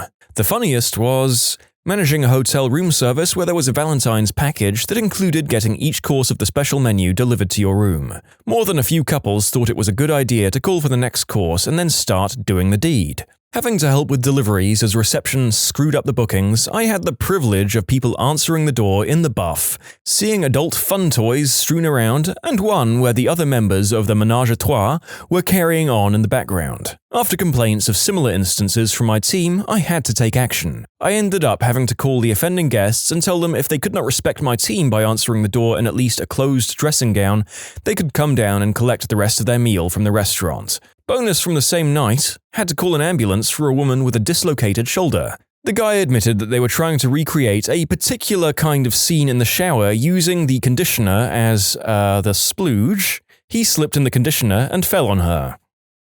Back when I served food at one of those super touristy seafood restaurants, I worked a Valentine's Day double shift. For lunch, this younger couple came in celebrating their 1-year anniversary. I offer my congratulations and then proceed to do my usual spiel before taking orders. The girl is looking more and more dismayed the longer I talk. Finally, I get to the end and ask if there's any allergies. She looks at her boyfriend and says, "Yes, I'm allergic to fish and shellfish." Then looks over at me, very sad. I made sure every aspect of her meal was fine for her, but it was that look of, "We've been dating a year and he still takes me to a restaurant that could kill me," that really did it for me. Not a table I was serving, but back in my Olive Garden days, we had a man who looked to be in his mid-20s tap his empty wine glass with a fork to call for attention of the surrounding strangers, then get down on one knee with a silver band in hand and ask his girlfriend to accept his promise ring. She looked horrified start to finish. Did she accept the promise ring, though? Oh, hell no. They went outside to talk and she came back in to settle the bill without him. In college, I waited tables, and Valentine's was always a good one in terms of tips. I once saw a couple come in to eat. Halfway through the dinner, the man's wife showed up to surprise the couple. The wife took the wine bottle and poured the remnants over her husband's head, took off her ring, and told the girlfriend she could have him. He tipped me $100. You gotta think that your wife might think something's up when you're busy on Valentine's Day. Yeah, this guy doesn't seem to be the brightest bulb in the chandelier. Had a man and a woman sharing dessert and the man playfully put a bit of ice cream on her nose. She then did the same and he did it back once more, but with a different flavor of ice cream. She then flipped out at him because, "You know I like chocolate the most. Why would you waste it, you idiot?" In the end, she stormed out because the man couldn't comprehend how much she was blowing up the situation. I would imagine the gentleman in question had the shocked Pikachu expression on his face for several seconds before chasing his partner out. I know I would have. I was the manager of a wings and pizza place with a full bar. Definitely not the kind of place you'd take someone for a romantic Valentine's Day dinner, but it was still busy because some people aren't very tactful. We had a guy who'd called ahead and asked if we could put a ring in a dessert for him, and of course we obliged. He dropped the ring off a day ahead, and I put it in the safe in our office to keep it secure. Fast forward to Valentine's Day, the couple shows up and they're so obviously in love that she didn't seem to notice or care about the fact that he had brought her to a middle-of-the-road place with a sports bar atmosphere on the most romantic day of the year. They ordered champagne, well, the local winery's best sparkling white, entrees, and it was almost time for dessert. I'd used my chef skills to whip up a special chocolate strawberry tart that wasn't on the menu just for this occasion. Because why not try to make their night at least a little fancy? I went to the safe to get the ring and it wasn't there. I was freaking out big time. I asked everyone there if they knew what the frick had happened to it. My assistant manager on site had no idea, so I called my other assistant, who also had the safe code, and they didn't know either. Finally, my bar manager mentioned that one of the owners had been in earlier and spent a little time in the office. So, at my wit's end, I called the owner. It turns out that he'd seen the ring in the safe and thought it was something a customer had left behind. Figuring that he'd come into an extremely lucky situation, he decided, like the scumbag he was, that he'd take it for himself and save money on a gift for his wife on Valentine's. So I asked the server and bar manager to help stall the couple. The server told them that we were going to do something special for their big date and to hold tight. I ran out, hopped in my car, and rushed to get the ring from the owner's house, because he was, as I'd mentioned, a scumbag and didn't want to be bothered with bringing the ring to the restaurant himself. The bar manager went over to the table and did some complicated tableside cocktail mix that had a bunch of flair bartending tricks and ended with a flaming shot that, once dropped into the rest, made it smoke. I was really disappointed when I heard about all of this because I would have loved to see it instead of breaking a ton of traffic laws on my quest to get the one ring. Finally, I rushed back in after about 15 minutes of being on the brink of a heart attack, placed the ring on the dessert, and had their server take it out. At that point, just about the entire staff was watching the table, and when we saw the look on her face, my heart finally started beating again. She said yes, and I started looking for someone else to work for the very next day. Operation Scumbag is a success. Eagle has landed. This is the best Valentine's Day story I've ever read. It was so awesome of you to go to all that trouble to make their night special, and that boss was a scumbag. I would have told his wife if it was me. I was working for a certain high-end chain steakhouse in the northwest corner of Greater Los Angeles, in the Valley. Valentine's is obviously one of the top 5 busiest days of the year for us. We did about 500 covers between 5 and 10 p.m. It's also a restaurant with a very open concept floor plan. Booths along the 4 walls of the restaurant and an array of tables in the middle with no partitions or anything between them. A younger couple, maybe mid-20s, dressed to the nines came in shortly after we opened and were seated in a table basically in dead center of the dining room. They were very friendly and pleasant, and I could tell that for them, dining in our restaurant was a really special treat, so I did everything in my power to make it special for them. When they were done, probably around 7, I brought their check, which was around $300. When I came back to pick it up, the guy had a super embarrassed look on his face, and he said he thinks he left his wallet in the car, and the woman, who was embarrassed for him, doesn't have anything with her because her dress had no pockets and she didn't bring a purse. So he goes out and 5 minutes later comes back in looking pale as a ghost. He has left his wallet at home and asks if he can call back later with payment info. My GM won't let this fly because there's no collateral of any sort he can leave, so the guy has to drive home to Burbank to get his wallet while the woman waits with her hair done and her red lipstick and her pretty dress in the middle of our dining room on Valentine's Day. Now, on the best day with no traffic, which never happens, it's at least 40 minutes each way from our restaurant to Burbank. She was there for almost 2 hours waiting for this guy. We were all so embarrassed for her that the staff kept discreetly slipping her drinks and little amuse-bouche bites from the kitchen. It was one of the most awkward things I've ever seen in a restaurant. When he finally got back, he was super apologetic to us and to her. He paid the check and tipped like 30% and they left. It was pretty obvious it was an honest mistake, but I still think about that couple from time to time, and I wonder how things worked out for them. I set my hair on fire and spilled a full Stella on a lady. I work in a casual fine dining steakhouse.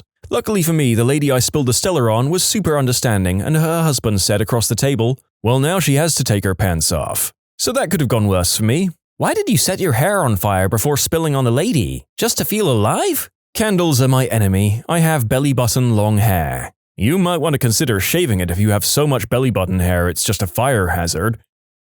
I was working as a waitress in a sushi restaurant, and on Valentine's Day it was an all-hands-on-deck shift. This guy I'd just started seeing wanted to go out, but I told him I was working in food service. You never get Valentine's Day off, and we just had to celebrate the day after or the weekend after. Nope. He got so upset that he went and asked a different girl out, came to the restaurant I worked at on V-Day, and sat in my section. He then proceeded to spend the entire evening making a fool out of himself and making his date uncomfortable as he tried to make me jealous. Needless to say, we didn't ever go out again. Ever. What's the grossest example of personal hygiene that you've ever seen or smelled? I used to work retail, and one day we had this woman come into the store who had not showered for months. She stunk the whole store up from just walking around. We had to ask her to leave due to hygiene. I'll never forget that stench. It was like low tide and a dead body had been sitting around for a month. When I worked at a lingerie store, one of my first nights when I was still being supervised, a couple came in. The man was scraggly and a bit dirty looking, and the woman looked very clean. But there was a smell, a fishy smell, and my boss and I both assumed it was coming from the man. So we let the woman try on a couple of sets. Oh my god, we were wrong. We were so wrong. We had to air out the dressing room and steam clean the lingerie. It was awful. I have a girlfriend who thought it was normal for guys to have dingleberries. Poor girl was going down on a guy with matted poop fur down there. Okay, this one out of all of them made me audibly gasp. What the frick? I had to Google dingleberries. Oh, what the frick? I'm sitting in my living room by myself yelling out loud at this one. I work in an ER in a low-income area. There was this one that I'll never forget. She was a mid-40s obese hoarder who had decided it wasn't worth the effort to get out of her recliner for 2 weeks straight. She had a fridge within reach, so she wasn't hungry, but was producing feces and urine the entire time without getting up to use the restroom or clean herself. You could smell her down the hall with the door closed, and her behind was literally rotting away with pressure sores down to her bones. Oh, but how can you stand that? Probably nerve damage, and she'd slowly desensitized herself to being in that situation by building up behavior. I believe in this case she had some severe depression as well, which definitely could have contributed. Once the pressure sores are through the full skin thickness, they're past the pain receptors. They stop hurting and further damage isn't noticed. Someone once came into my ER that had been laying in their own spew, most pungent but definitely other bodily fluids for several days, and the stomach acid had eroded her skin. She was pulling off chunks of her scalp, then playing with the skin and hair, all in a substances-induced state. Stay away from substances, kids. Well, I'm about 1/10 of the way through this script and I already want to burn it, all the stories, and the entire internet to the ground. Oh well, only the rest of the video to go. You're welcome, listeners. I worked at an engine assembly plant in New York State where everyone else is in these 3 to 5 station teams that rotate every hour, so you don't go crazy doing the same job for 8+ hours. We had this dude who came to our group who had the nastiest teeth I've ever seen in my life. His bottom front teeth were all fused together into one big lower tusk, and his breath could gag a maggot. It got so difficult to work with the guy, you could smell his breath from at least 6 feet away, that we had to go to a manager to figure out how to handle it and not be buttholes. Well, all they could do was tell him he needed to do something about it, so he constantly had a tub of mints on him. After that, his breath just smelled like a rotting corpse and mint. So, yay. As someone who's been through this earlier in my life, I beg you to go easy on people who have the rotting smell on their breath, because there's no hiding it. It's their teeth you smell rotting. I spent most of my teenage years homeless and without insurance until I was 25. My teeth started falling apart when I was 14. Apparently, my adult teeth came in with very weak enamel, and I was always told I would take lots of visits to keep them in good health. By the time I had insurance, it was so bad that the $2,000 a year plans that everyone has would not cover anything resembling a helpful solution. Even just getting dentures and pulling the teeth was going to be $12,000 or up. I was embarrassed all the time. I spoke to no one unless I was 10+ feet away, never looked anyone in the eye, and never smiled even when I had a reason to. In the end, all my teeth needed replacing, but specifically, all of my molars had rotted down to below the gum line, and I learned to chew soft food with my tongue. So I get it, bad breath is bad, but try to see it from their point of view. Rotting teeth suck, and unless you have a plan without a yearly limit, which barely exists these days, it's hard to do anything about it. Mine was out of my control. I brushed and flossed daily, as I was supposed to, and they still fell apart. My first tooth crumbled while I was eating mac and cheese, which is not strong enough to break a tooth. I lived in a triple dorm when I was a sophomore in college, 2 friends and myself. When my friend transferred to a different school over Christmas break, the college automatically added in a 3rd person as our dorm had the only opening on campus. The girl was a year younger than us, not a huge deal, but the problem developed a few days after she moved in with us. There was a slight odor when she walked by. The odor grew day by day. We began to realize that she wasn't showering. We had an ensuite bathroom and we would hear the water turned on in the shower for about 5 minutes, but she never came out with wet hair or looking any different than when she went in. We went for a soft approach at first. We went to Bath & Body Works and got her a really nice basket of scented soaps and shampoos and conditioners, because she only had one very odd generic shampoo that she had had in the shower. She was very grateful and we thought that would be the end of it. She put the shower items in the shower and literally nothing else changed. The levels on the soaps and shampoo didn't go down. The smell was getting worse. We sat down with her and had a serious but concerned conversation. We said we were worried about her and wanted to know if she was okay and how we could help. She said everything was fine and nobody else had ever mentioned her smelling bad. I find that completely impossible as she was surrounded by a stench of body odor coming from every pore. She said she'd shower more. She began going to parties, which we thought would make her clean up a bit, but it didn't. She would just add cheap alcohol to the body odor scent. After about a month, my roommate and I went to the dorm advisor and explained what the situation was and how we were done. She was smelling worse every day and was beginning to be very snotty to us. The residence director met with her, and although he couldn't tell us what happened during the meeting, he verified that he could smell the odor coming off her. Thankfully, she had made a friend, a very odd duck, but a duck I'm still thankful for, and that friend's roommate moved out. She moved within a week. We ran into her on campus every now and then. Same stink.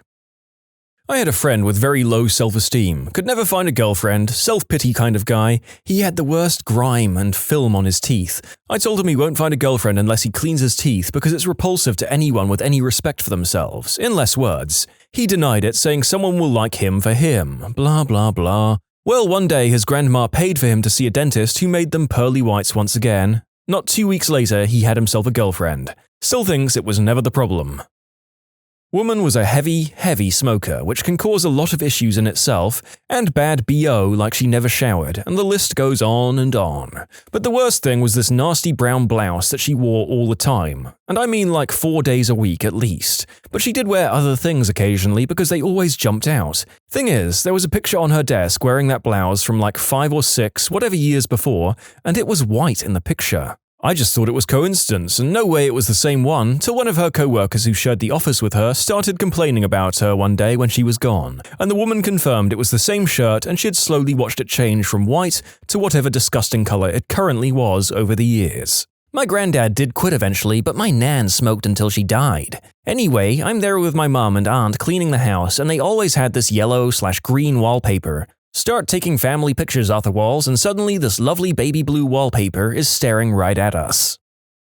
A guy we call the Stink Beast. I was a rent-to-own delivery guy right out of college. We had a regular customer that smelled like a sock stuffed with boiled cabbage and soaked in diarrhea, all the time. He also only wore tank tops. I went to his nasty house to pick up a stereo he couldn't pay for. I spent 20 minutes in his house unhooking wires, etc. There was dog crap on the couch next to me in more than one spot. And I mean actual turds, not a smear or something. I rolled the stereo out on a dolly through several more piles of crap and loaded the stereo into the van. As I'm ready to close the door, he runs out with a wad of cash and wants me to put it back. While I'm writing up a new ticket, he leans in to adjust something on the stereo. His sweaty, hairy pit jams right into my face. It was like getting hit in the face with a used diaper. I immediately whirl around and spew in his yard. While I'm trying to be nice and pretending to get the flu, his dog proceeds to come over and eat said spew. So yeah, this guy. Bonus to the story, 2 years or so after this happened, I saw the Stink Beast at an old country buffet. I told my wife that he was there, and her reply was that he must be the guy in the blue tank top. She said she could smell him from the opposite side of the steam table. Said people were sniffing the steamer like something had spoiled. I had a part-time job at uni cleaning out student rooms after the occupants had moved out. One room was left with no fewer than 28 bottles of urine that the occupant had decided to just leave in the room. The shared bathroom was next door. Yep, as someone who lived in student accommodation, I'm just surprised it took this long for the first example from that kind of dorm to show up. And an abundance of pee bottle stories follows.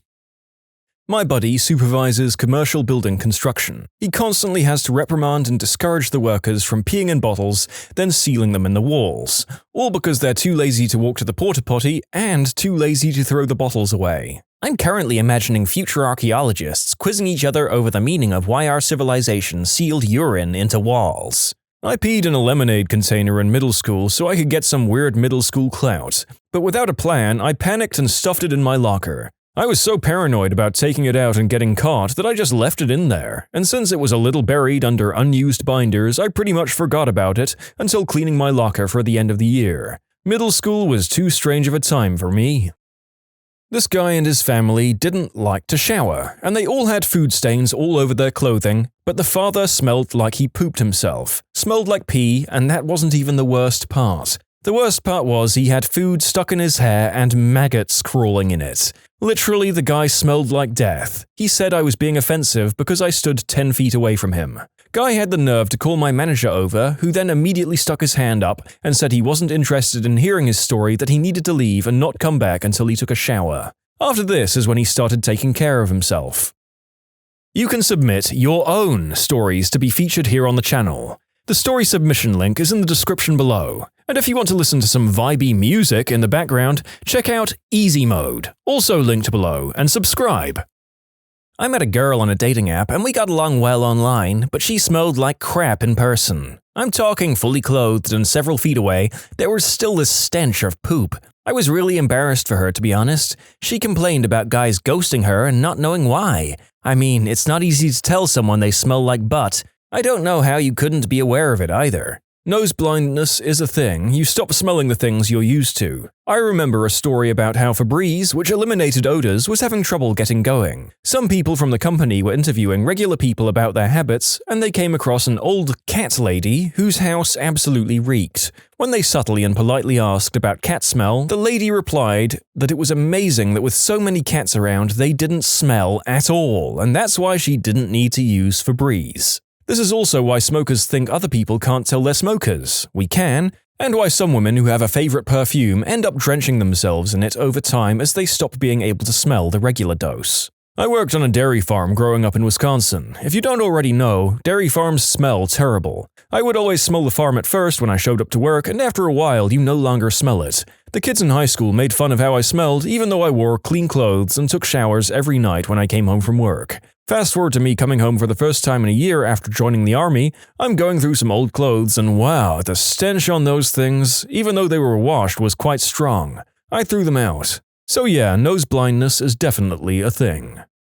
So I used to work at this really upscale vegan hot pot restaurant a few years ago. The owner-operator was very adamant on how it's okay not to wash your hands because in my country, washing hands meant you're cleaning off the hard work you've done. She was the only one who wouldn't, even after using the bathroom. We knew she wouldn't wash her hands. She'd use gloves, yes, since she handled food sometimes, but even then, still wash your fricking hands. Also, my ex told me he didn't think it was necessary to wash his pee-pee because my wang just washes itself when the shampoo runs down my body in the shower. People say that about their feet too. Wash your damn feet. You do not want nasty feet.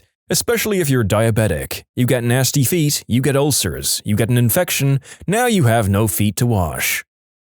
I'm a nurse, so I've seen some crap, but the worst would be a woman with scabies and fleas. I don't know how she got them, but she was so ashamed of having them that she basically just barricaded herself at home for some weeks until her daughter got her admitted to the hospital. I'm not exaggerating when I say that everything on her jumped when you came close to her bed or she moved. She had them everywhere, and I mean everywhere. I spare you the description of her intimate area. Ugh, my aunt is a nurse and she had some stories. One that stuck out was a large obese woman who came in and they had to bathe her. My aunt said she lifted up her bosom only to be greeted by live maggots. Oh, I'm going away now. Goodbye.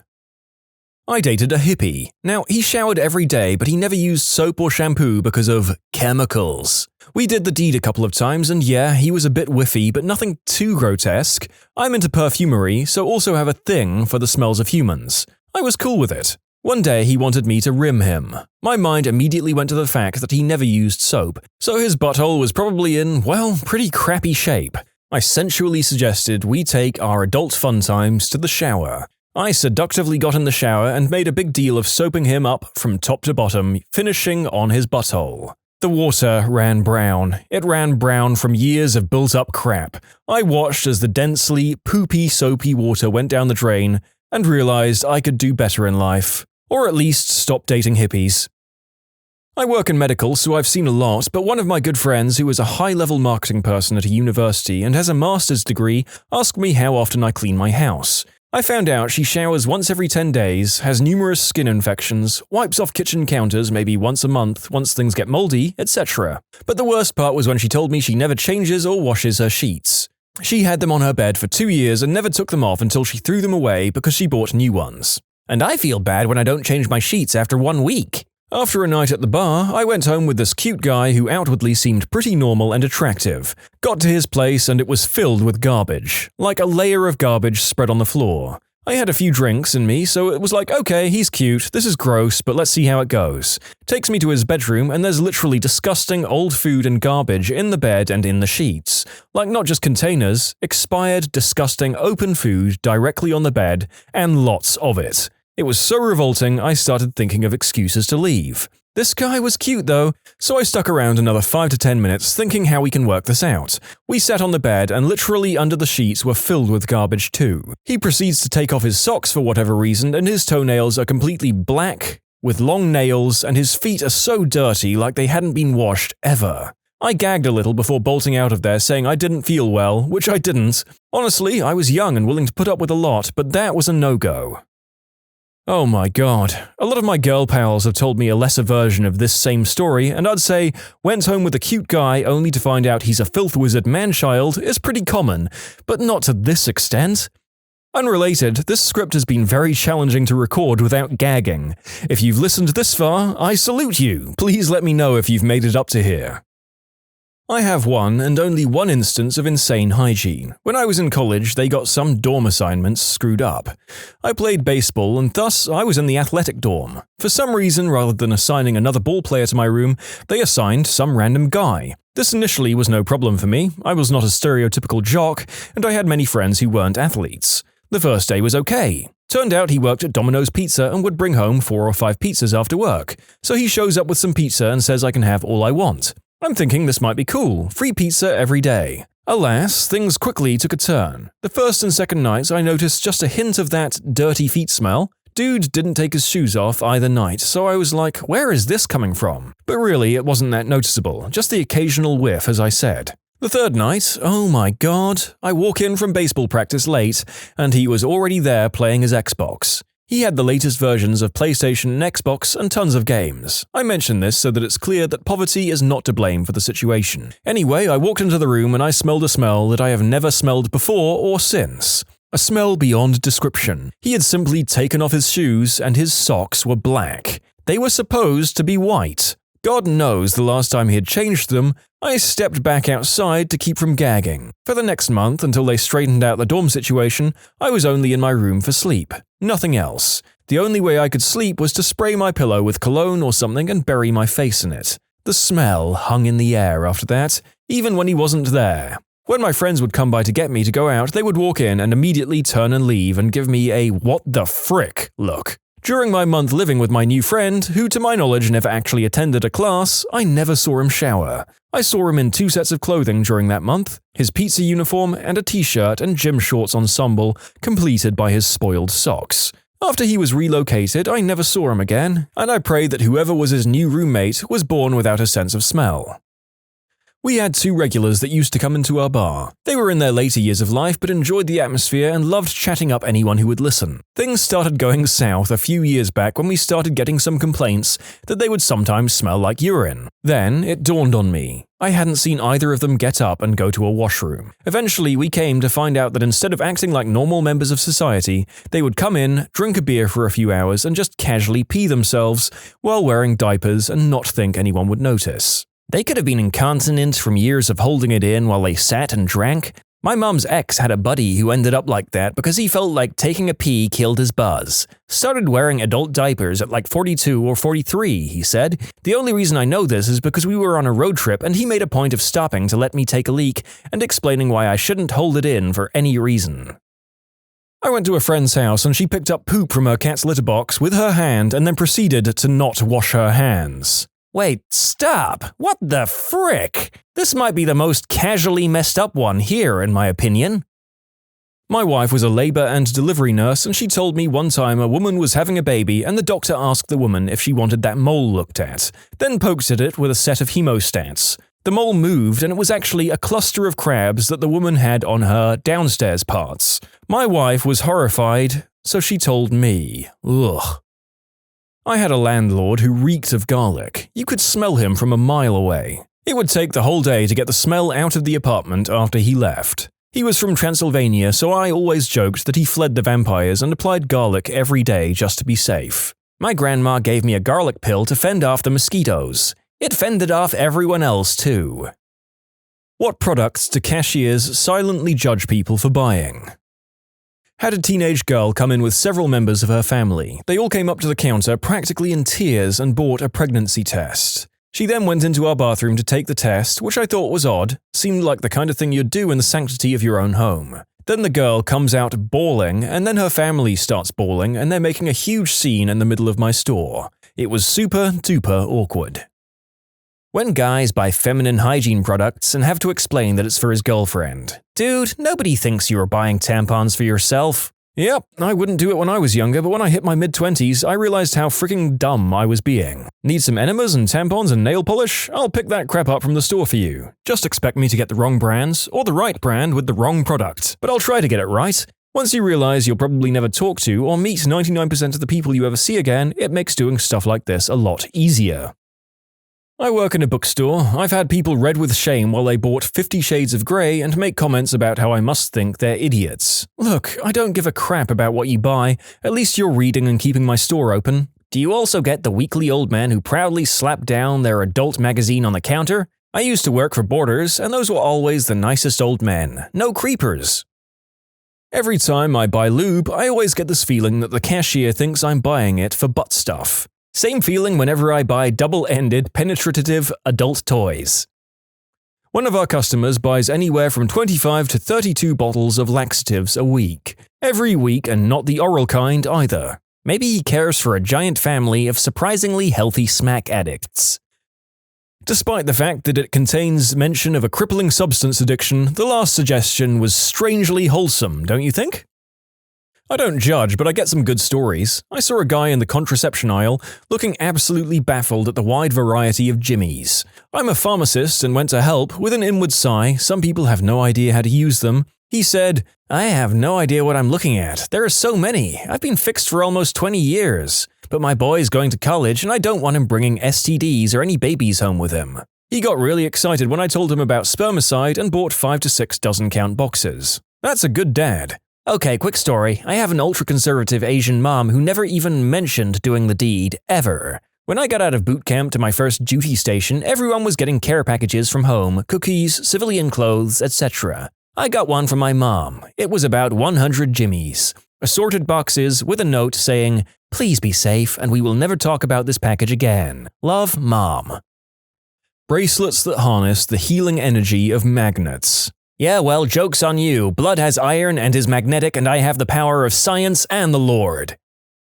Freshman year of high school, I was a cashier at a local grocery store. There was an upscale organic cupcake boutique in town that sold their cupcakes for about $4 each. It was ridiculous, but people still bought them. Anyway, the owner would come in every other week and buy about 20 boxes of Betty Crocker cupcake mix and frosting. She must have had like a 2,000% rate of return on those things. The cupcake boutique has since gone out of business, and the lady was an annoying soccer mum in her mid-30s, so who cares?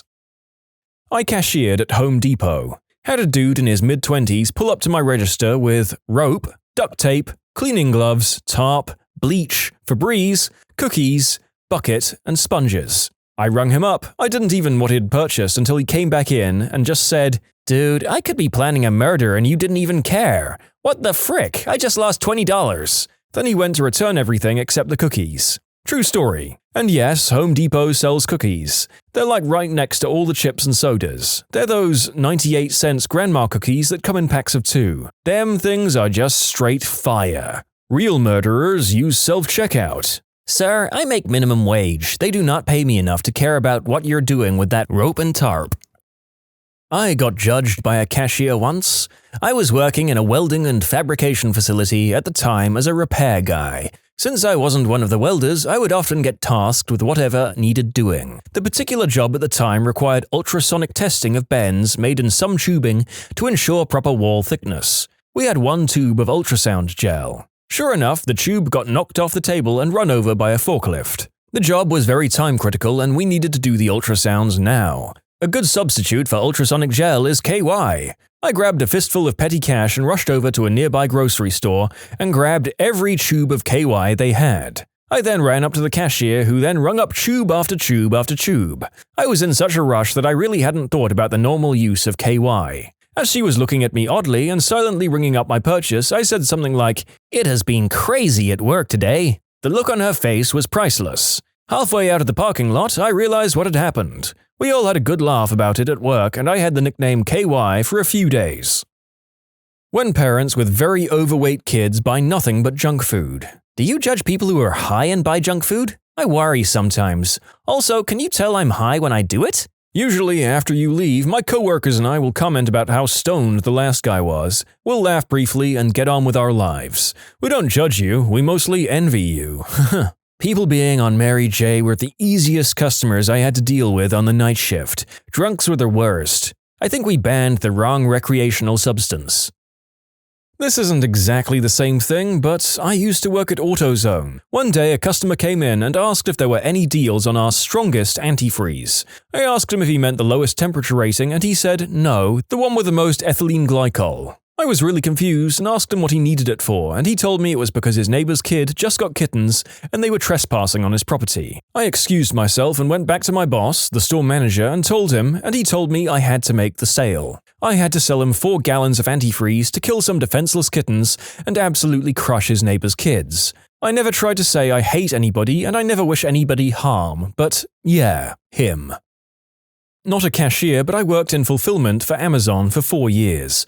I can't tell you how many times I've checked out the name on the label for a shipment of questionable combinations. Memorable shipments include lube and an adult toy, plus a Baby Einstein video, 16 bottles of laxatives and adult diapers. Anytime someone orders Thai Rent Girls 101, what you must know about doing the deed and paying for it before coming to Thailand. In conclusion, don't ever think that buying something online means that you escape the judgment of others. I've often thought about that. I shop for several family members via my Prime account. I like getting add-on items when I can do, and do not like having items coming in all week at random, so I try to group my purchases. I've ordered combinations such as cinnamon sticks, multi-pack jimmies, mouthwash, birthday candles, tarps, and hemorrhoid ointment. Now I know someone is looking at these orders and thinking, what the frick?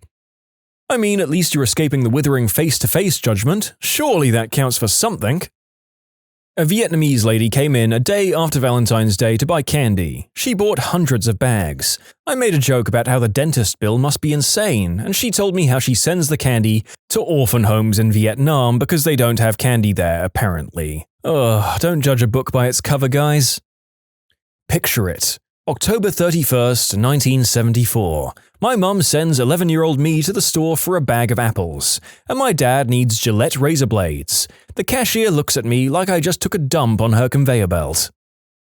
Not a cashier, but I do have a story. I got rectal cancer at age 28. I had my rectum removed. During recovery, I became completely incontinent, so I had to start wearing Depends, a kind of diaper. Just for clarity, I'm a tall, skinny, relatively well-dressed young woman. The teenage boy checking me out at Walmart let out a quiet, "damn," when he bagged them. "Dude, I just assume your grandma sent you to the store. I've bought them a few times and it was always for my grandma and I've never thought twice about it." The only time I really judged someone was when he came in and found a perfume he liked and bought 2. I said it would probably be a good idea if you have 2 women in your life, thinking wife, mother, daughter, etc., to get them something different. He said, "Oh no, one's my wife, the other's for my girlfriend. If they wear the same perfume, I don't have to worry about my wife smelling my girlfriend's perfume on me." I mean, that's smart, but it's also so crappy. Once went into a Victoria's Secret to buy a Valentine's gift for my girlfriend. The cashier asked me, "Would you like to join the Bra of the Month Club?" I asked her what that was and she said, not knowing if I was married or not, "You get 1 bra shipped to you every month which you can give to your wife or girlfriend?" I said, "Can I get 1 for each of them?" And she looked at me kind of horrified until I started laughing. The only people I silently judge are the ones trying to make up a reason for me to not silently judge them. So what if you eat that whole cake by yourself? Live a little! A cashier once talked crap to my grandma when she bought pig's feet. I think they're gross too, but I don't want you talking crap to my grandma about how gross they are. Mind your business. When my friend would buy Depends, you could tell the cashier and everyone in line would judge him hard. He was a 23-year-old college kid who still peed the bed when he drank. He tried his best, man. No, he didn't wear them to parties. He tried to remember to put them on when he drunkenly got home. This led to him putting them on backwards multiple times. This effectively kept the pee out of his diaper and in his bed. Once he forgot to put them on and brought a girl home. Let's just say he convinced her that he drunkenly showered in the middle of the night. Her ride home must have been mortified. He's not my friend anymore, by the way. You can submit your own stories to be featured here on the channel. The story submission link is in the description below. And if you want to listen to some vibey music in the background, check out easymode, also linked below, and subscribe. I'm a clerk at a convenience store, not something I judge harshly for, but something I've noticed and I think is funny: teenagers buying protection. Most adults buying contraception just come in, grab the jimmies, pay for them, and leave. Most people are doing the deed, and adults realize that no one cares. Teenagers buying jimmies are super awkward about it though. Typical scenario: a couple comes in and they look like they're about 15 or 16. The girl hangs out by the front door, looking around awkwardly or just staring at her phone. The boy will walk up and down the candy aisle, candy on one side, health and beauty stuff on the opposite side, pretending to look at the candy, but keeping looking at the condoms to try and see what the selection is without looking like he's looking at jimmies. Bonus awkwardness if he texts his girlfriend to ask her opinion while she's standing right in front of me waiting. He'll then grab the absolute cheapest piece of candy he can find, and a box of Trojan fire and ice, every time. The way the kid wants it to look is, I dragged my girlfriend down because I absolutely needed a single lemon head right this second, but I suppose I'll grab jimmies while I'm here. Then, after one of them pays, they'll quickly walk away with their heads huddled together, acting like they just got away with something. I always want to tell them that they don't have to treat it like something shady or sordid, and that no one gives a crap, but I'm happy they're using protection, and I worry that even mentioning it would embarrass them so much that they wouldn't come in next time. Every time this question comes up, I wonder, what makes you think I think anything about you? I think about my feet hurting, my back aching, and how long until my shift ends. You? Not so much. I'm a cashier, and this is it. The only time I think about the customers is when they're doing something actually annoying. So if you're not licking your fingers before touching the bills, being super critical about how I do things, telling me the same dumb joke I've already heard 5 times this shift, or anything generally annoying, I don't care what you buy. Or sneezing into your wad of cash, or pulling it from a sweaty crack of your body, or giving me all the soda-soaked change from your cup holders. The only time I can remember having a thought about a customer was when they brought our camouflage print lingerie with pink edging. I honestly couldn't care less if they wanted to buy it, even though I thought it was hideous, but while folding it, I couldn't get over how itchy that fabric was. I was curious about why someone would subject themselves to that. My shopping habits were judged by a cashier when I was 14. My music teacher sent me to the store for unlubricated jimmies. They're a way of keeping actors' sweat from damaging body microphones. It was a small town and the cashier knew me. She was horrified about what I was buying, and before I could explain, she insisted on calling my mother to let her know I was doing the deed. I then got to explain in a very loud voice that I was a virgin and they were for microphones. Even if I had been buying them for other stuff, I would think the smarter move on her part would be to sell them to me. If teenagers decided to do the deed, then they're going to do it regardless of how adults feel. Public shaming and denying them protection is not going to stop the deed, but can lead to other consequences. This is the correct attitude to the sheer inevitability of teens doing the deed, regardless of what the adults in their lives think about it. If they're gonna do it anyway, just make sure they're being safe. I used to work at a local pharmacy and a regular customer came in. The only items he purchased were a wrist brace and a tube of KY jelly. He must have noticed me looking at the items and he said, "I swear these are unrelated. Whatever helps you sleep at night, dude." When parents get angry at their kids for wanting a 50-pack of stickers or some cheap child's magazine, saying, "We don't have enough money for that," while paying for cigarettes and lottery tickets. Sometimes I just lie to my kids about not having money because we have so much of this random crap at home that I think I'm going to scream every time I open a drawer in the kitchen. As a parent of 6-year-old twins, I could not agree with you more. It's like every gosh darn step I take, I'm stepping on a coloring book or a random pack of some kind of bullcrap that I just said, "Fine, you can get it if you just shut the heck up about it." I used to work at Save-A-Lot as a cashier. Our client base tended to be a little lower on the economic ladder. At the first of the month, when the benefits get loaded to their cards, I always hated to see people push up a cart full of soda, chips, etc. These people also usually tended to be in poor health. I didn't really judge them, I more felt sad for them. I also didn't like seeing people who would come in with the PIN number for their card on a piece of paper. It was a small town. I know that wasn't your card. I didn't hold it against the people who had the misappropriated card, but more against the people who sold their $300 worth of food stamps for $150 so they could buy alcohol, cigs, substances, etc. The sad part was, a lot of the people selling had kids. I learned the other day that you can apparently get judged for buying alcohol at 7 a.m. The cashier was pretty vocal about it, and if I wasn't so non-confrontational, I would have told a manager. She flat out said something along the lines of, "It's a little too early for boozing up, don't you think?" 1. None of your business if I'm drinking early in the morning. 2. It was on sale during my routine trip to get milk and such. Am I supposed to just leave it and come back after 5 p.m. to buy my alcohol? However, when I got home, I realized how my entire purchase looked. I got milk, chocolate milk, Lunchables, also on sale, and a strawberry daiquiri. She probably thought I had kids or something, so I understand her concern. Kind of. She didn't have to say anything though, it really struck a nerve. That is so dumb. Just because you're buying it alcohol at 7 in the morning doesn't mean you're going to go home and drink it immediately. Do you buy a week's worth of groceries and go home to eat it all right away? No!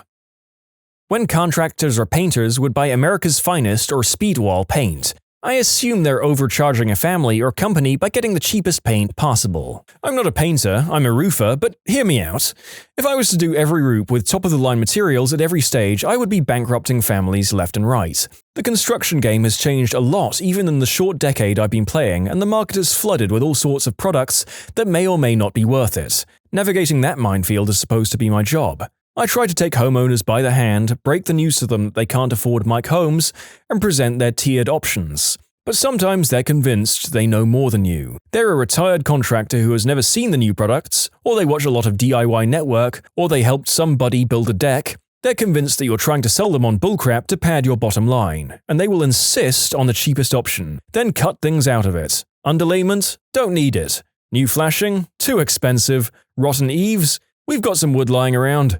Fiberglass shingles? What are you, a commie? Not because they can't afford better, but because they think you're trying to cheat them. And so I wind up at the lumberyard because I can't force them to do it my way, putting in bullcrap orders because that's all they're going to pay for. We sell Batman underwear that comes with an underwear cape at my work. I always have a little bit of judgment when those come through my line. Also, when old people buy leggings. Oh my god, my parents bought me these undies for Christmas. I'm 26. Actually, they are the Teenage Mutant Ninja Turtles version. But what do you do with the cape? You can't wear these under anything because the cape bunches. Am I supposed to wear these over my pants? I feel bad removing the cape portion, so I've left it on so far.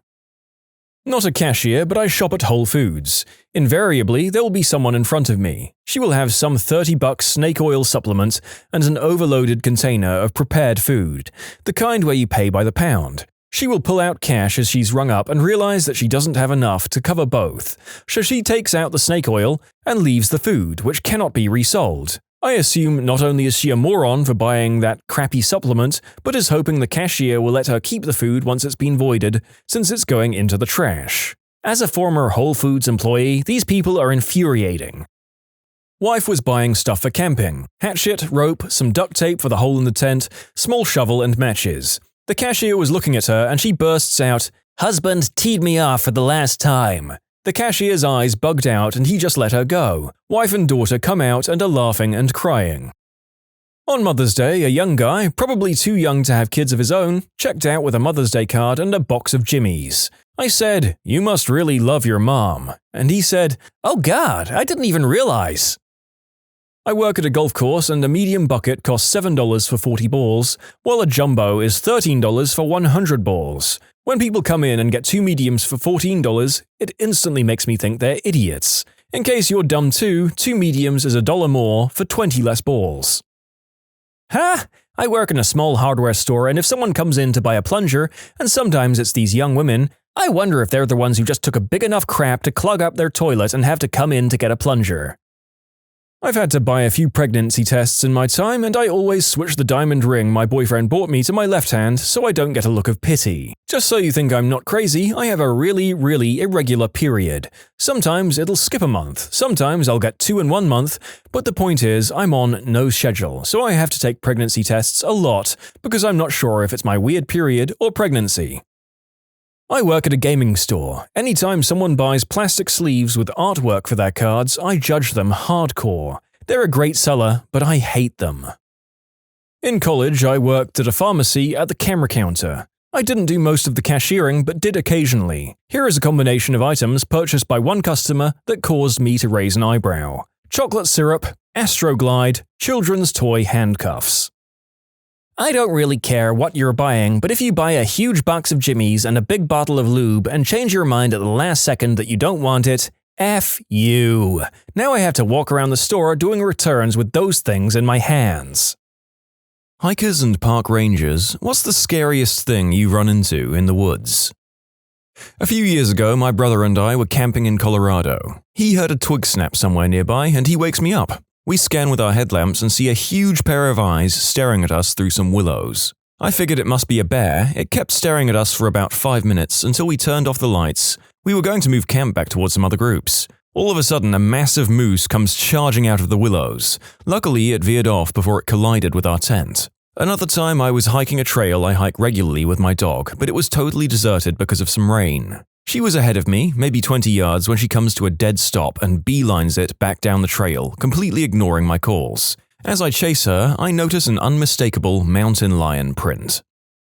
I was hiking the Adirondacks with my ex on a trail that was a loop around a lake with one trailhead exit. Early spring, so a lot of trail cleanup hadn't begun yet. We're walking about halfway to check out this waterfall and I hear this rumbling sound that sounds like an animal stomping the ground towards us. I then hear this bizarre, rapidly increasing growl that sounds like what Hollywood uses for alien noises and fricking book it. My boyfriend tells me to hold up, but I'm crapping myself. I'm out of breath and refuse to go back the way we entered the trail. We have to march through this thick bog that was pulling our boots off to get through the other side to exit the loop. We get to the car and I'm crying at this point. The previous day was spent vomiting and eating bad food. Next vacation, we're going to a city, I moped. We'd been in the Adirondacks for the past 4 vacations, and honestly, this experience beat me down. Years later, I was listening to nature sounds on the internet, and I hear that growl. A chill went up my spine. I learned that's a real thing. It was a mating call of a ruffed grouse bearing its wings on its chest. Yep, I freaked out because of a randy bird.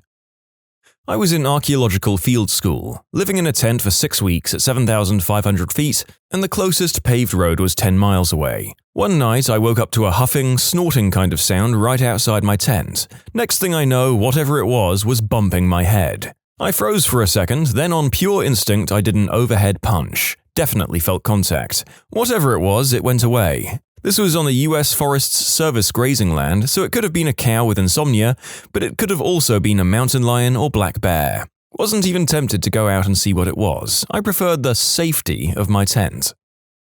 I was hiking in a national forest with my wife and dog. The first couple of miles of trail led to a waterfall and swimming hole, so it was fairly well populated with people. We decided to hike past the waterfall, which involved a bit of a climb, enough at least to keep most people from going past the waterfall. We hiked another mile or two without seeing a single person. This whole time, my dog was having a great time, happy to be in the woods and happy to walk 30 miles if we let her. Suddenly, in a particularly dense part of the trail, she stopped suddenly and stared straight ahead. She absolutely would not move another inch forward. We stopped and listened but couldn't hear or see anything unusual. The dog, though, started whining and trying to pull us on the leash back up the trail toward the swimming hole. I had never before or seen since my dog act this way, but I believe she was legitimately afraid of whatever was ahead of us. Maybe there was a bear on the trail, or a coyote, or maybe a serial killer was hiding in the woods. I'll never know because we listened to our dog and decided to get the frick out of there as fast as we could. Who knows, maybe we avoided some gruesome death deep in the woods. I'm beginning to think that a good proportion of these will either be bear-related or people being scared by the possibility of bears. Place your bets below for what percentage rate of the stories will contain Winnie the Pooh's distant cousins. Desert Park Ranger here. Volunteers at one of my parks called us to report a still smoldering, smoking car in one of our remote campsites. It was normal for stolen cars to get abandoned and burned. We went to look and gawked a few minutes while waiting for the fire department. After a couple of minutes standing there, it became very apparent there was a body in the front seat. After an additional look around, food wrappers, rope, numerous other strange items were found. It seems like whoever was in the front seat had been bound and shot. Police came and cleaned it up, didn't find any answers. We refer to that as the haunted site now. It's the most popular in that tiny park. One of our cubicle farm chiefs got a call from a guy threatening to take his own life. He said he'd had a lot of weapons and was going to end it, then gave the location close to our park. 2 of my co-workers got sent out to investigate. By the time they got there, another rangering entity had found the scene first. They told my co-workers to leave before there was a ton of complicated paperwork that they'd have to do. The guy had shot himself semi-successfully and then tried to walk for help. Large cleanup scene, felt bad for the responding park ranger. She wasn't with us, but had just dealt with her husband, another ranger, taking his own life the month before. She also found his body. But by far the scariest thing I ran into, I just moved out there and was taking care of 2 parks by myself, both closed. These parks are about 30 miles from the nearest occupied houses, and even then, those couple of homes are usually empty in the summertime. I decided to hop in my car and drive to the darker park to take in a meteor shower and learn to play my banjo, because that is totally normal and not creepy at all. I'm out there on a picnic table, plucking away, terribly, under the stars, and got this really uneasy feeling. Was that a shadow? What if someone shows up?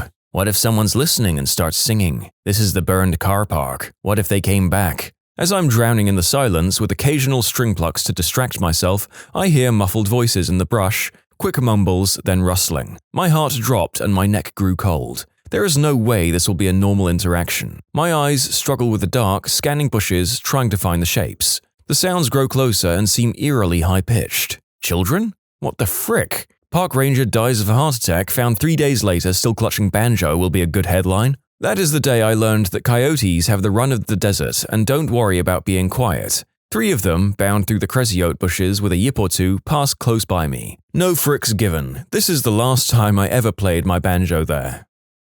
The Trailside Killer. In Northern California, late 70s, hiking with a friend, and I came across him at a rock outcropping on Mount Tam. He gave off a very discomforting vibe and we didn't hang around.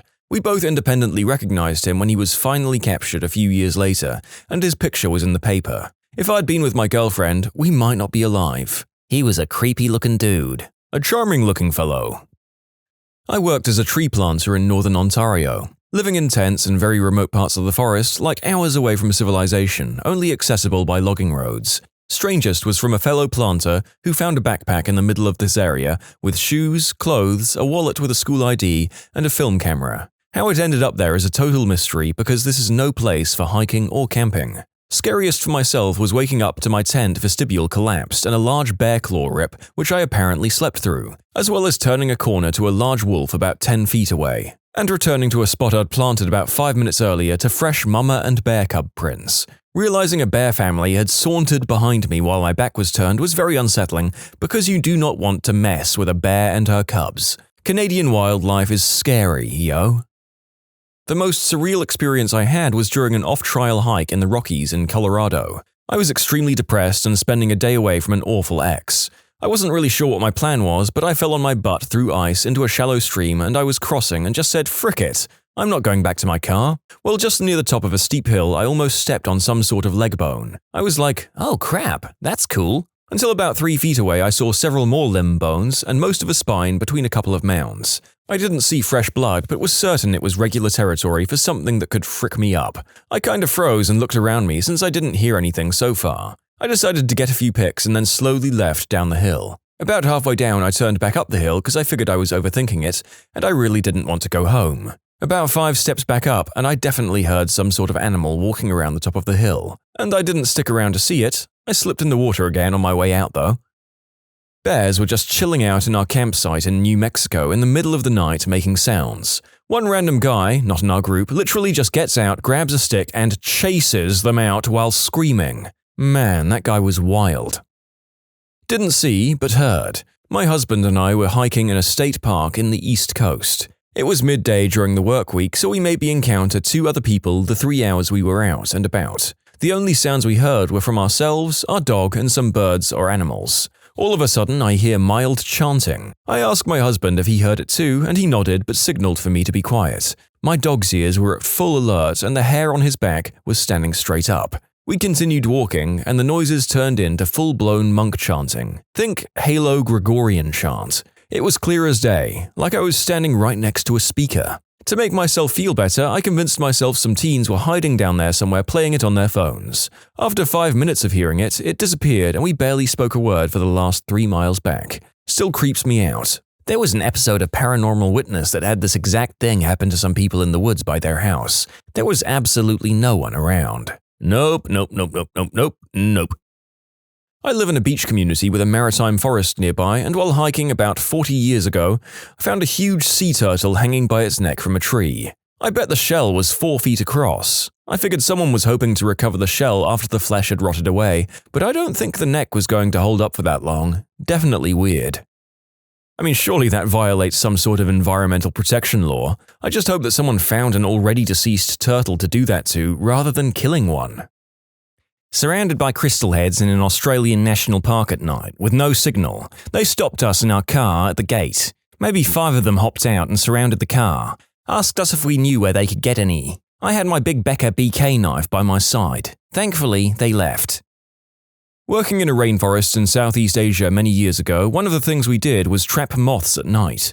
You would sit in front of a big white sheet, with a lamp in front of it, powered by a generator, and then periodically go and see what insects had attached to the sheet. Incidentally, the insects attracted frogs, which attracted snakes, which attracted bigger things.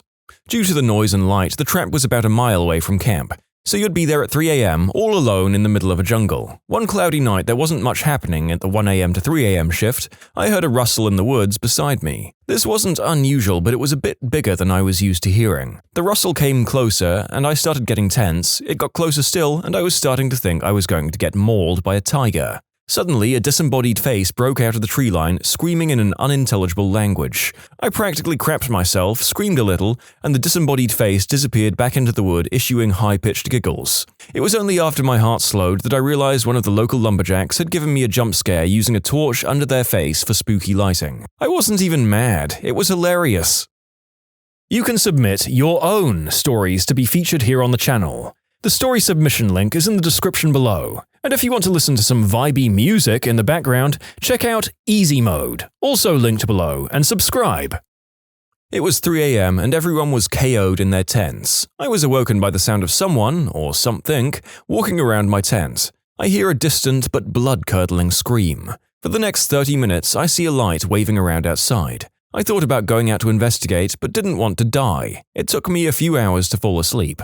The next day, it turns out a cub was poking around our campsite. My friend was hammock camping, which probably piqued the cub's curiosity. It poked a claw through the hammock and left a sizable gash on his elbow. My friend said he didn't fall asleep for 2 hours and kept shining his flashlight around in case the cub returned with its mother or something. This happened about 6 feet away from me.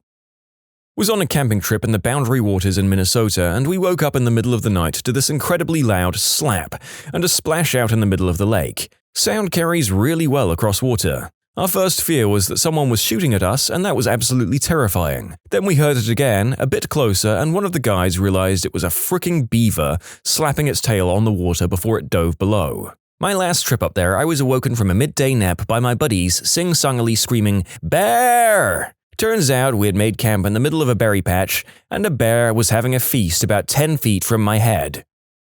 Was camping with my Boy Scout troop at the time, and woke during the middle of the night to footsteps and breathing. It got louder and more footsteps started. My bunkmates were up too at this point. Then we start to hear huffing and animal noises. Turns out the field our campsite was at was in the middle of an apparent cow crossing. Had to be at least 30 of them walking by at once. Definitely a scary moment to wake up to in the middle of the night, hearing a million footsteps and animal noises. FYI, cow pies were everywhere the next morning. A pack of dogs ran up on my wife and I while hiking out of the Grand Canyon at about 3 a.m. Very, very dark outside. Her and I had headlamps. We stopped, they stopped. All I saw was a bunch of glowing eyes and bushy-tailed silhouettes. After a beat, I realized they were working dogs for the reservation, so I just went, "Hey, puppers!" in the same voice I use for my dog, and they immediately went on their way. Ended up not being dangerous really, but I almost crapped myself. Was in the Big Bend National Park about 20 years ago prepping for a backpacking series presentation for REI. Big Bend is the western portion of Texas that dips downward along the bend of the Rio Grande that forms the border with Mexico. It's mixed high desert and smaller mountains, gorgeous place with a great history. I was hiking the area near Santa Elena Canyon, probably a couple of hours before sunset to try and get pics for the presentation. This area of the park opens into the comparatively flat sections of the basin, where the river broadens and the wildlife tends to be more diverse and obvious there. Hence, there I was. I was several hundred meters away from my van, which was parked in a designated lot at what passed for a trailhead at the time. As I approached the river basin near the mouth of the canyon, I saw something really unusual. So unusual, in fact, that it took a few seconds for my brain to sort the puzzle. Something was moving on the other side of the river, and it was big, man-sized, but low to the ground. The color of a deer, maybe? And shuffling along. It looked, for first impression, to be a medium-sized white-tailed doe lying on its side and moving like a snake. But that's not a thing that happens, so I moved closer to improve my line of sight. It was a mountain lion, a big cat. A big cat. It was creeping along, low-slung, hunting something that was probably no more than a stone's toss from where I was standing. I'd never seen one before, and when the visual information finally passed, I think my blood froze. Then it looked at me. I'll probably never forget that bit. You could see the little calorie calculator turning on in its eyes. I've never been so thankful for a river in my life. Granted, at this time, and maybe still, the river was very low due to drought and unauthorized, unlawful irrigation practices upstream, and you could likely cross at several points at this location with minimal risk, but it was still quite broad and definitely looked the part of a potent water barrier. Death Kitty does a series of double takes, head shifting from me to whatever the prey's location is back and forth rapidly, said calorie counter and risk calculator trying to get a fix on this evening's menu. I die a little, maintain my facing, and begin slowly and quietly moving away. Not sure if I wasn't worth it, if the river was too much of an X factor, or if the big un just really wasn't that into me, but no chase was given, and after breaking line of sight, I was able to get back to the van just fine, with no sign of pursuit and some mild tachycardia. That was the longest short walk I've ever taken. Later that night, I was parked off the main park road in an area where big cats commonly hunted. I'll always remember being parked there, in the middle of nowhere, munching on slightly stale Oreos and a bottle of water, listening to the occasional growl or scream of a big cat peel out of the darkness, and being thankful for my relatively fortunate position on the food chain. Also, one night I hallucinated on NyQuil, a side effect I regularly experienced with the quills, after getting a respiratory illness, and I woke up screaming at a mountain at 3 a.m. at the public campsite. But that's someone else's scary camping story. Oh no, yeah, I don't care that big cats normally don't bother attacking humans. If I saw one of those, I would be sprinting for my life. Sorry, kitty, you shall not taste the flesh of YouTube narrator today. Not really a park, but we were camped on a remote beach in Northern Australia on an Aboriginal reserve. We had special permits. When we woke up in the morning, we noticed a huge trail dragging footprint where a croc had walked by our tent during the night. The croc was on the other side of the bay, assuming it was the same croc, and must have been at least 6 meters long. We packed and moved. I went running through a trail near my house one afternoon, headphones in and my mind elsewhere, just because I knew the path really well. I came around a bend. Through the gap in the trees about 20 feet in front of me, I locked eyes with a dead and rotting deer. Somehow it was postured in a way that made it look as though the corpse was staring through me. I turned and bolted out as fast as I possibly could. You should watch the movie The Ritual. Frick that movie. Still creeps the crap out of me that there are these kinds of woods where it's some kind of curse and of being guarded by some not-of-this-world kind of beast. I'm not a ranger, but I've hiked parts of the Appalachian Trail. This occurred in West Virginia, I believe. Happened about 8 years ago. Was hiking with a group. We spread out naturally based on hiking speed. I was in the middle-ish group of 4 of us, and one person had to stop to pull a tick off. Other 2, one leader, stayed with them, but I decided to hike on ahead and see if I could catch up with the lead group. The AT is extremely well marked with white blazes, so I wasn't worried about getting lost. I knew the next landmark was an old logging road, and sure enough, I hit it about a mile later. I decided I should wait for the rest of the group to catch up, so while waiting, I hiked a bit down the old overgrown road which ran perpendicular to the trail. There was a low stone wall along one side, and I was strolling along it, checking for anything interesting like artifacts and stuff, when it was like I crossed an invisible line. All of a sudden, it was like sound cut off. No birds or insects called, when seconds ago there had been multiple birds singing. Even leaves on the trees around me stopped rustling. It was just this sudden, unnatural, deafening silence. For whatever reason, I took a few more hesitant steps forward until I hit this invisible wall. It was like suddenly I was barraged by this feeling. I can only describe it as an intense unwelcome, as if I'd entered the house of someone I knew hated me, but multiplied by about 100. All of the hairs on my body stood straight up. I stopped dead in my tracks. The feeling was so strong that I didn't even want to turn my back. I couldn't see anything down the road, threatening or otherwise, that would give me this feeling, but I knew I had to leave immediately. I just knew I was not meant to be there, and if I stayed, something bad would happen. So I walked backwards slowly, never turning away from the road and trying really hard not to even blink. Finally, I crossed that invisible line again and I could hear birds singing and the leaves rustling. I didn't turn around until I heard the leader I'd left earlier asking me if there was anything cool down the road. I was like, nope, let's keep on going. Looking back, I figure it was a bear or a cougar or something just out of sight that my instincts managed to pick up on, but at the time, damn, it just felt creepy and almost paranormal.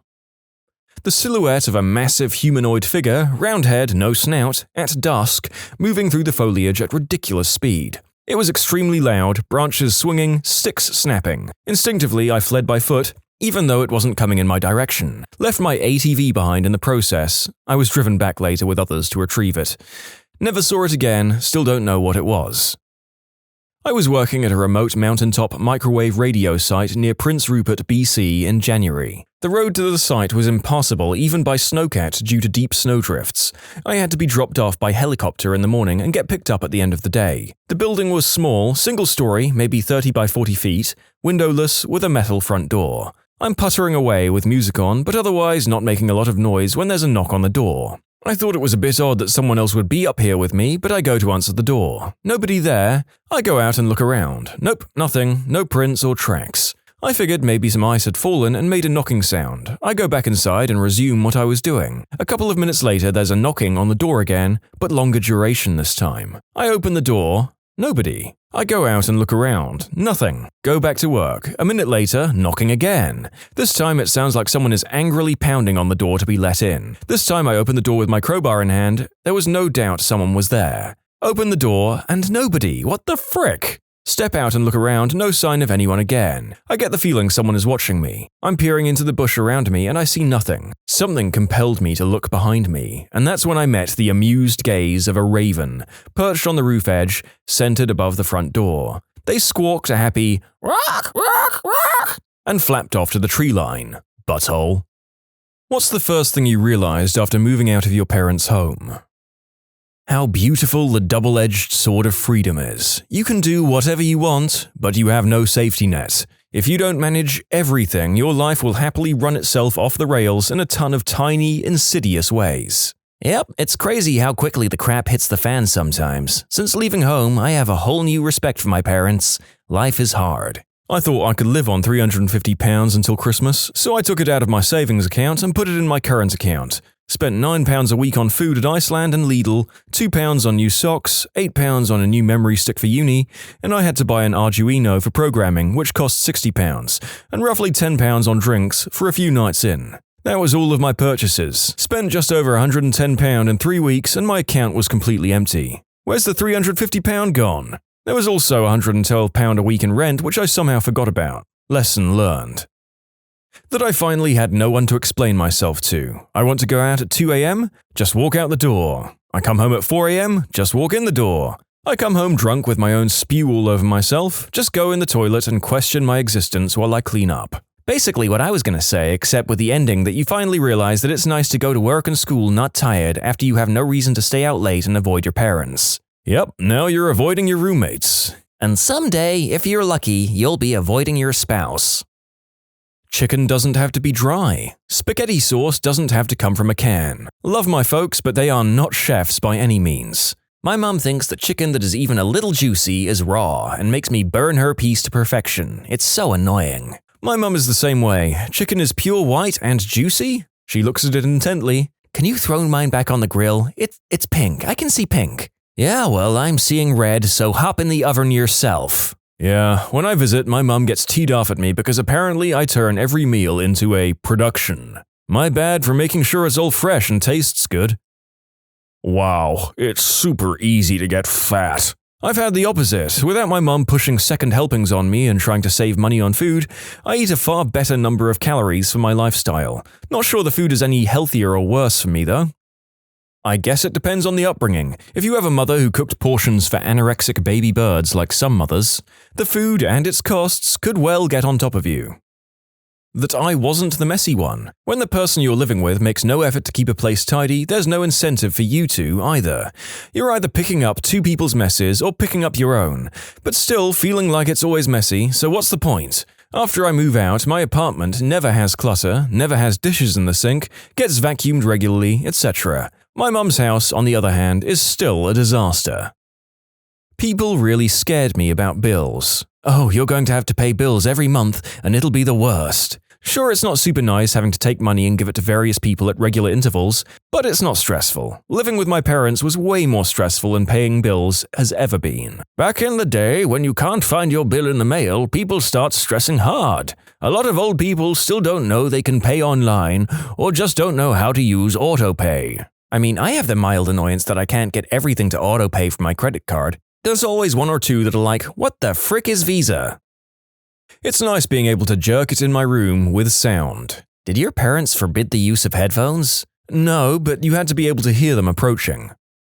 A small thing, but I have two younger brothers who are always quite greedy and selfish with food. My mum would buy a limited amount of snack food, and once it was gone until the next big food shop. My brothers would dive in like locusts and eat all of the crisps, chocolate, ice cream, or whatever and leave nothing for me. It's been 10 years since I moved out, and I never stop being happy that the chocolate I bought a week ago and I'm looking forward to after work is still there when I get home. It's nice having control over your own stuff.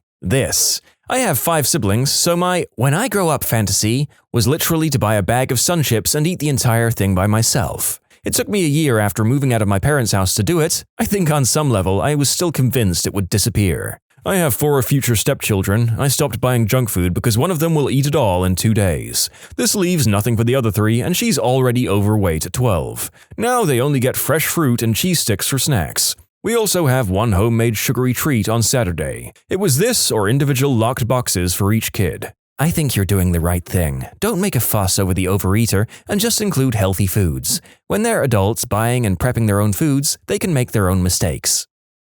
It's so fricking quiet. The first night I looked up at my ceiling and I actually had silence. I was so happy it was hard to sleep that night. Oh my god, you can have this magnificent, absolute silence whenever you want. On the flip side, it can sometimes get very lonely if you don't have a lot going on with the rest of your social life.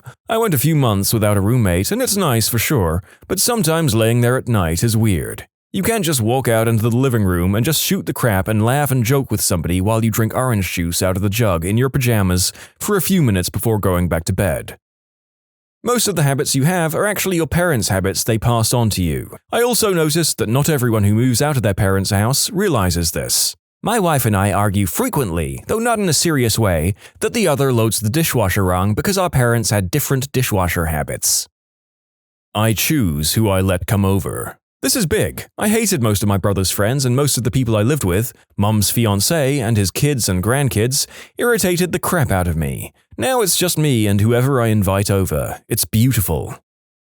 I can't afford all those extra things I usually throw in my parents' grocery trolley. And how expensive the essentials like toilet paper and dish soap add up to be. And how it's a chore in itself remembering to write them on the list and actually purchase them. It's easy to think you're doing super well with money before you start paying for incidentals and household stuff. So true, I remember my first trip to the store about a month and a half after I went to college. I had a pretty tight budget of about $250 a month that my parents gave me to spend on random things, which, by the way, I know is extremely generous of my parents to give me, and I'm exceedingly grateful that they did. I went to the store thinking, okay, all I need is some toilet paper, that should be pretty cheap. I'll still have plenty of money to buy some booze and eat out with friends a few times. Maybe I'll have enough to get a new video game. Then I walked down the aisle and realized pretty quickly that I needed a lot more than just TP. I was nearly out of laundry detergent, shampoo, deodorant, trash bags, etc. By the time the clerk was done ringing it all up, the bill was north of $100, which was further punctuated with the knowledge that my car was basically on empty and that I needed to stop on the way home and get gas. I sat at home that night knowing that I had like $90 of spending money for the rest of the month. It was a harsh moment of reality when my friends wanted me to go out and I had to tell them I couldn't afford it. I learned pretty quickly that I needed to make a budget and not take all of those small household items for granted. That the dish fairy didn't move in with me. You'll soon realize that the dish fairy was inside you all along. The ghost sounds I was hearing all the time was my parents doing the deed. Spooky.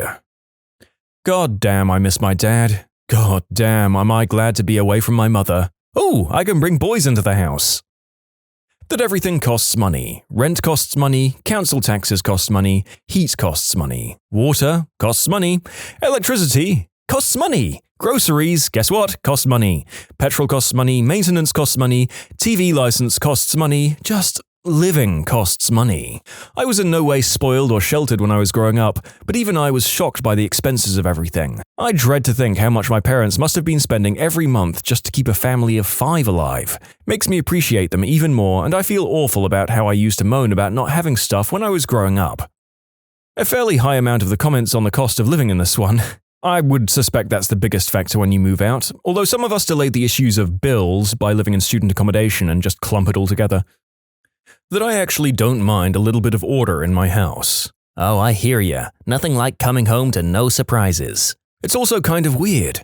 I live with my parents still, but I was completely alone for a few weeks last year, and for some reason it was really odd to come home and find that nothing had moved. I mean, of course, the first thing you notice is that those dishes aren't going to do themselves, but it wasn't just about the work I had to do, it was the little things. Like putting some letter on a table and it staying there for days unless I moved it myself. Seeing those objects stuck in the same place every time you came home kind of makes you notice how much the house actually lives when everyone else is there. It's so gosh darn quiet. Gloriously quiet. I laid on my floor of my empty apartment living room like, oh my god, yes. How much they actually took care of. Those frickers own a house, cabin, a condo, and manage every single bill they have while working more than full-time jobs. The kicker? They still have free time. Like what the frick, parents, I can barely make breakfast and be out the door on time, yet you all just made a 5-course breakfast and have finished half your emails in the same time. It made me appreciate how damn efficient they were with their time. I can eat whatever I want for every meal of every day. So how many boxes of Pop-Tarts is that a week? When I was 15, my mom went to prison and my dad was a drunk. So I was in charge of the food stamps, $500 a month. The grocery store had a sale and Pop-Tarts were $1. Guess who had 300 boxes of Pop-Tarts?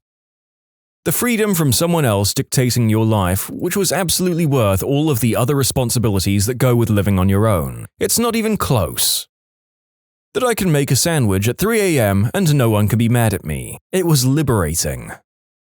You can submit your own stories to be featured here on the channel. The story submission link is in the description below. And if you want to listen to some vibey music in the background, check out easymode, also linked below, and subscribe. The amount of peace I got and the mental fatigue that got lifted off my shoulders.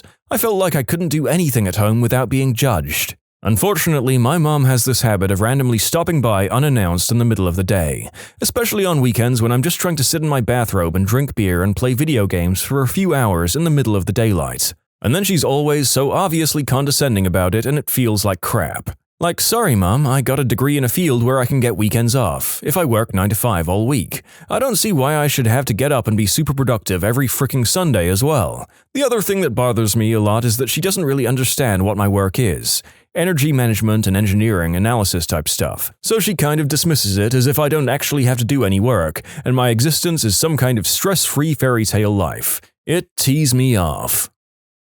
How much I didn't miss it. My roommate was calling home constantly and terribly homesick, but I never felt that. I somehow have a closer relationship with my family after moving out than I did while I lived with them, and their house never fully felt like a home to me. The saying, home is where the heart is true even if you're not talking about being in love. I wasn't close with my family, and I didn't feel like that house was much of a home. I lived in an apartment with my best friends from 2012 to 14, and I still miss that terribly at times. I don't really need to eat. Who would bother? What is dinner? Living on my own made me really wish eating was optional. The house needed a lot of day-to-day supplies, so the first few shopping trips were insanely expensive. Things like cooking oils, flour, sugar, saran wrap, tinfoil, garbage bags, mops, brooms, plungers, flashlights, etc. You don't really realize how many things you need on hand when you already had them for years with your parents. When I first moved into my apartment, one of the worst things was rebuilding my pantry or spice cabinet. Cooking dinner was always a challenge because there were always little things I forgot that my parents' house just always had. Making chicken tacos and need some seasoning? I'll just grab that Cajun stuff my mum buys. Oh wait, all I have is salt and pepper packets from Wendy's. Guess that's not happening. I've been on my own for mostly a year now, and there's still things that I don't ever think of that my parents always had, like skewers and tongs and a whisk and a hand mixer. Never thought I would have to make do with so little simply because I forgot about stuff. One of the first days in my apartment, I dropped food on the floor and instinctively called the dog over to clean it up. Didn't have a dog anymore. That's why I got one for my place. Also, it helps me to not feel lonely. That I had made a huge mistake. However, I could sit as close to the TV as I wanted and stand there with the refrigerator door open and cool the whole neighborhood. I'm all alone and can do whatever I want, whenever I want. Living alone, everything in the fridge spoils so gosh darn fast. Cooking huge portions is awesome. It's relatively cheap and makes for really easy dinners throughout the week. Yeah, I load up the crock pot, go to work, come home to dinner, and have portions to freeze. I'm not sure where this falls between awesome independence and burning your apartment to the ground by accident. I guess that's unlikely, but I would be terrified to leave a cooking implement on at home without me there all day. When I lived at my mum's, I had to ask for permission to shower. When I moved out, I would ask my roommate if I could shower. It wasn't until a couple of months of living together that she told me I didn't have to ask and I could just shower. I had no idea it was a weird thing to ask permission for, that and a lot of other things. Toilet paper doesn't just magically appear in the cupboard. You actually have to remember to go and buy it. There was a reason my dad was so crazy about what the thermostat was set to. That crap gets expensive. That the real world is easy. I was 18 when I moved out. I'd already been paying for my car and car insurance, health insurance, and taking care of myself, clothes, food, dog, financially for years because my mum was incapable of taking care of herself, let alone her daughter. I've always been the one to cook and clean and budget money and take care of myself and others. My family would ask how it is to not live with my mum and living on my own, asking as if it was a huge shock or anything like that. Other than having less spending money, it was exactly the same as living with my alcoholic, hardly home mother. My childhood might have been heck, but I grew up fast and I was able to migrate to living on my own and adulthood seamlessly. If she's not proud of you, I'm proud of you. You grew up strong. Keep on keeping on. That being an adult is way less scary than it was made out to be. It isn't normal to spend a whole 12-hour day once a week going over finances. It isn't normal for it to take 2 months to resolve a phone call with a company. Cleaning the house shouldn't take a whole week. Driving isn't that bad. My mum made me terrified to be an adult, and now I'm handling it just freaking fine. I'm really teed off at how anxious she made me. My parents were chain smokers. My whole life I lived in a smoke-filled house. The first time I came back from college, I was hit with a wave of stale cigarette smoke. I realized 2 things. Cigarette smoke smells like butt, and I figured why I grew up with pretty non-stop allergies and asthma. Why anyone would willfully fill their house with that crap is beyond my understanding. Same. I was the only person in my house that didn't smoke. Even my young sister was smoking by 13, and because of that, all of my clothes stank of smoke, and people would ask me if I'd been smoking. I'd never even tried one. I never realized how bad it was until I moved away for a few months. I lived with people who smoked, but they'd maybe had 1 or 2 while they were home, and if it was warm enough, they'd go outside. When I moved back, I felt like I was sick all the time and I would get horrible headaches. I suffered headaches before this, but the doctors said it was stress headaches, but obviously we knew what it is now. One day I was sat in the living room trying to eat and my nan, who I lived with, started to come in and light up. I asked her repeatedly to go into the kitchen and smoke instead, and she wouldn't, and I just went mental, flipped the table over, and stayed at my boyfriend's that night. Toilet paper that doesn't feel like sandpaper is too expensive. You buy cheap ketchup, the cheap bread, store-brand Advil, whatever, but you do not go with the cheap toilet paper. Yeah, and you've only got one butthole for the rest of your life. Treat it with the respect it deserves. Don't get me started on how coddled the modern butthole is. Dust is real. Very real. When I set down something, it's where I left it when I go to get it later. I had a free ride all of my life until moving out. I can pee with the door open. It's a way of life now. That cleaning isn't such a chore as parents make it out to be. I clean 1 day a week on a Saturday for about 3 hours and that's it. Everything is done. I just make sure to clean up after myself as best as I can. Sometimes I'll admit I'll leave that thing out on my coffee table for a while, or leave dirty clothes near my laundry basket but not quite in it. But it's no biggie, small messes here and there. Still in the end, just a few hours on a Saturday to vacuum, Clorox, Windex and Lysol everything, and it's clean for another week. I also realized that most of the messes my parents would complain about were the ones that they made themselves that got out of control and then they would pin it on me to help clean it up. Now everything is clean, no one nags for it to be cleaner since it's already spotless, and it's wonderful.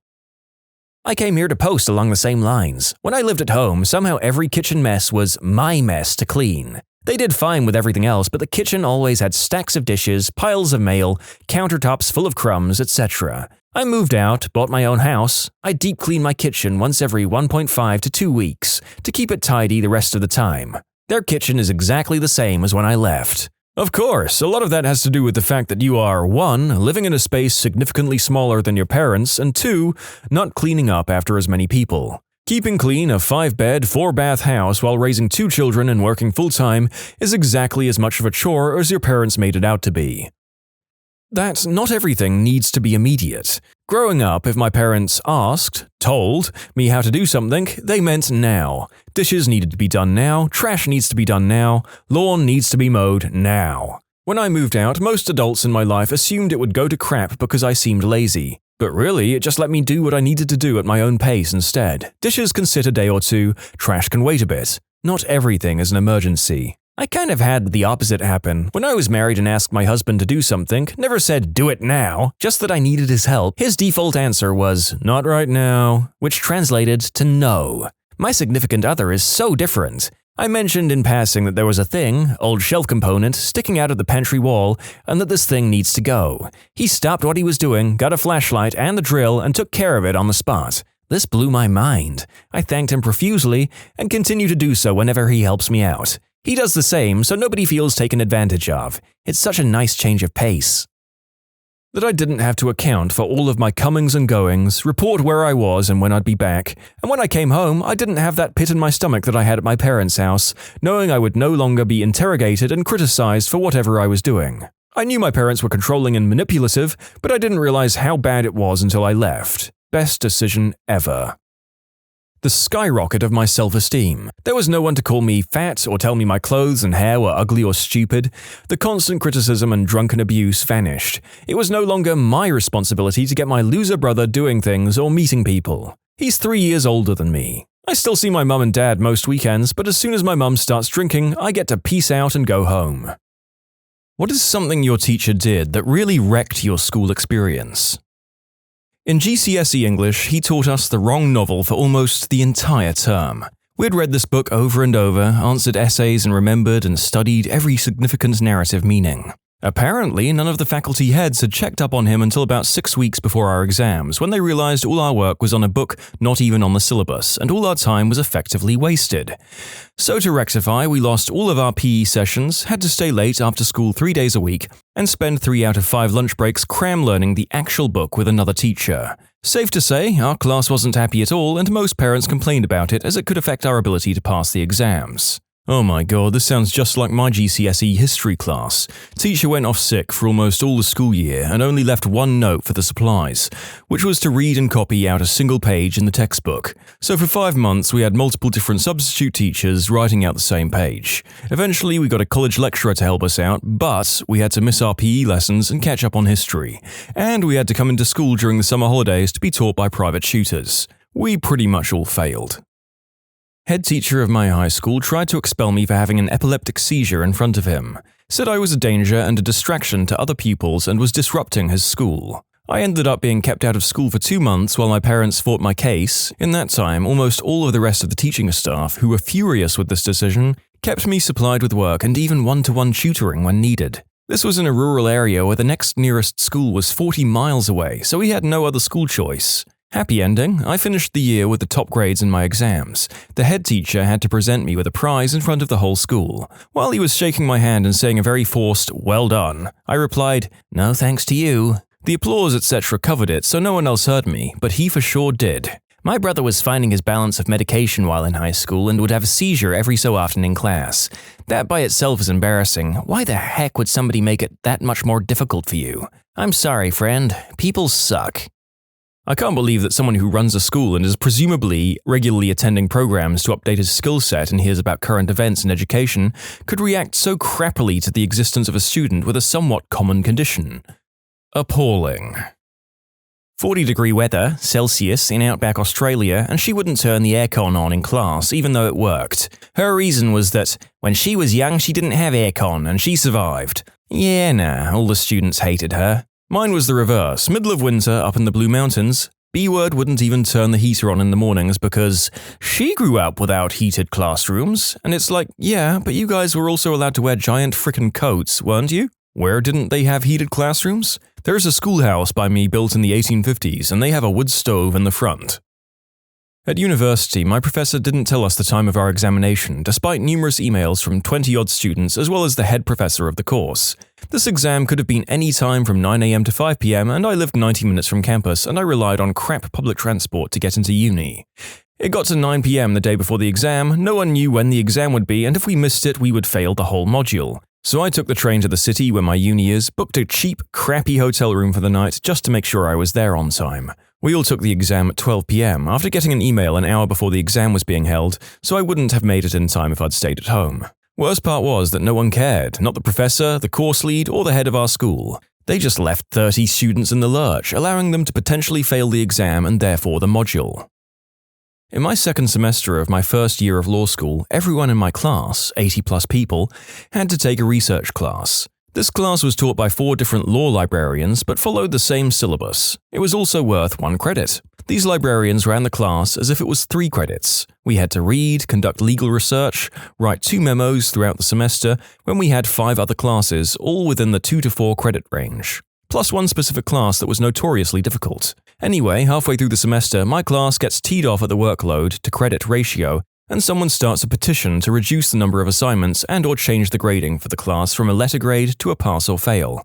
Almost the entire class signs. There are a few holdouts. The student who started the petition delivers it to the librarians. The librarians remove 1 or 2 assignments, but otherwise disregard the petition. Those who signed all awkwardly suffered through the rest of the semester. It's so annoying to only get 1 credit for a big class. Once a teacher said about a 1-credit class, "Actually, this class should have more credits, but there weren't any left when dividing the credits." It also happens that classes are 0 credits and you're still scheduled to pass them.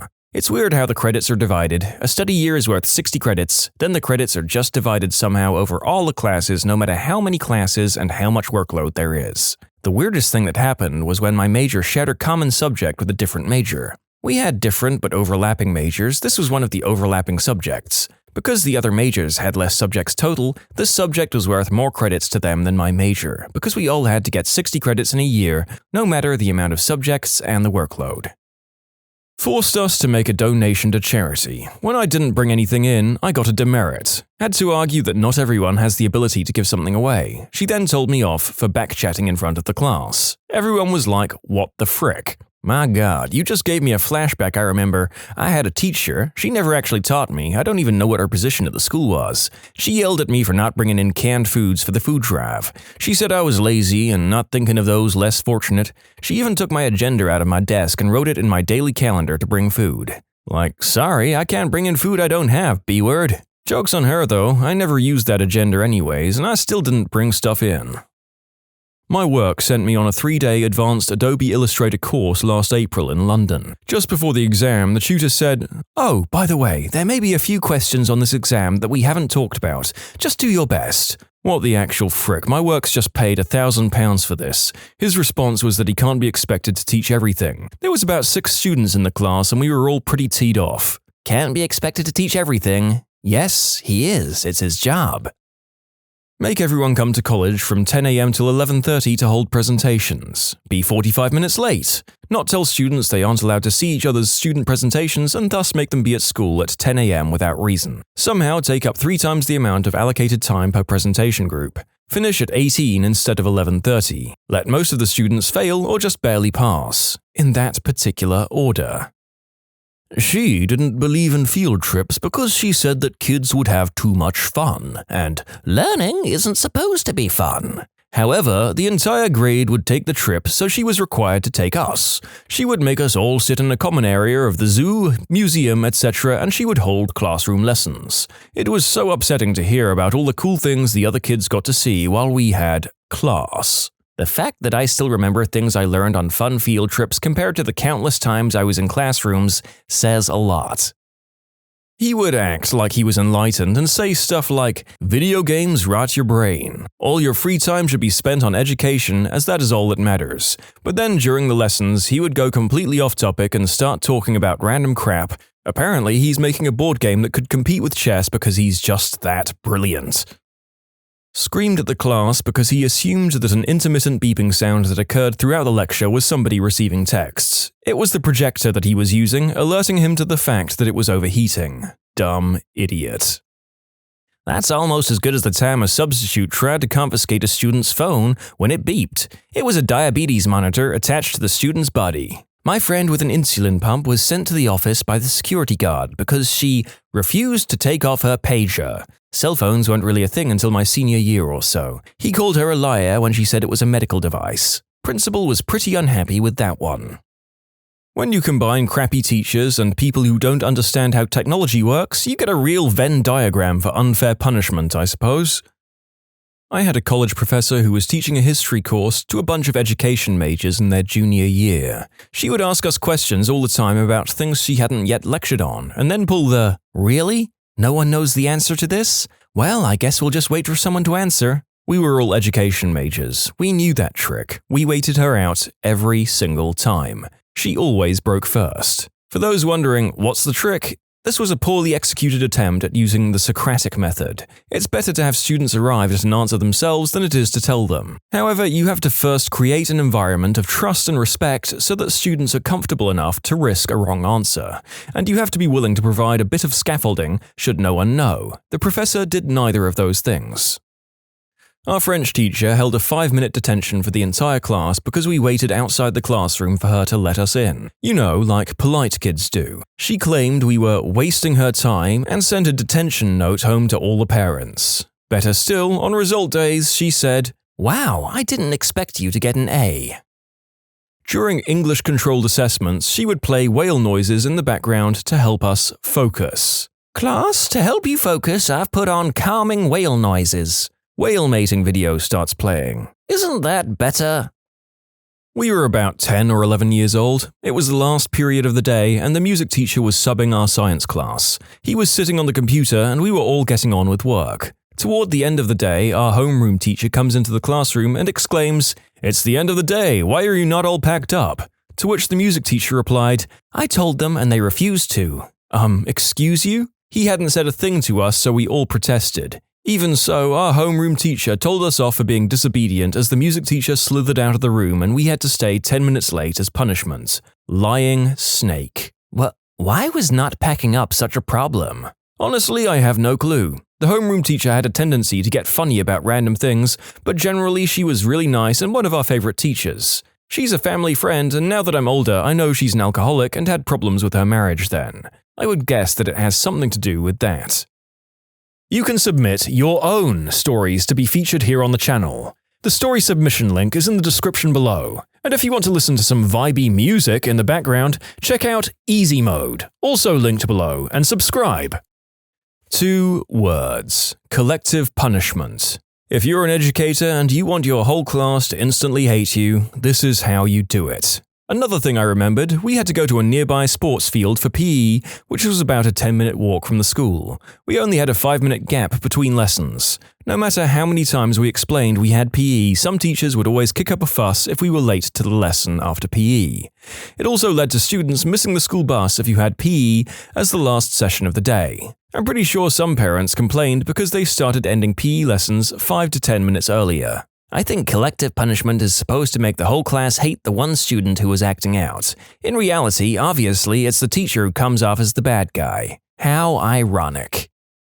The class was doing a project on criminal justice and held a mock trial. My friend got assigned to play the role of a victim of inappropriate behavior from an adult. In real life, she had actually been the victim of this kind of behavior. She felt it would be too emotionally draining and tried to get out of the part. The teacher wanted an explanation, but my friend kept saying it was very personal. This went back and forth a few times over the next 2 days, and it was just not clicking in the teacher's head. Finally, he lost his patience and yelled out, "You're holding up this whole project for everyone. Why the heck is this so difficult for you?" With the whole class paying attention, she admitted the reason why. She had had this kind of thing happen to her before in real life, and she went to go cry. They changed the topic of the project after that, but the class never really looked at the teacher the same way again. Not just the class, but the whole school. She got a bunch of teachers fired because of petty office politics, and those teachers were older and more beloved than her. Gave a C to an 85% test because she gives grades relative to the average performance of a student. My siblings once got an F for making a single mistake on the entire test. The reasoning was that it was a bonus grade anyway. Sounds like my friend that got downgraded from an A to a B because he used pain instead of sores. No other mistake than that. Our teacher in that class was second to the most hated, only because he wasn't as much of a C word as the first. This happened in my class as well. In English class, English as a second language, a classmate used perhaps, but he was downgraded since that wasn't a word we'd learned yet. He should have used maybe. Demoting his grade for learning ahead. Always an excellent plan to promote learning. You know, after reading that, I'll thank my lucky stars for always having dedicated and involved teachers who rewarded students for going the extra mile, rather than bringing our grades down for it. You would assume that was a thing you wouldn't have to be thankful for.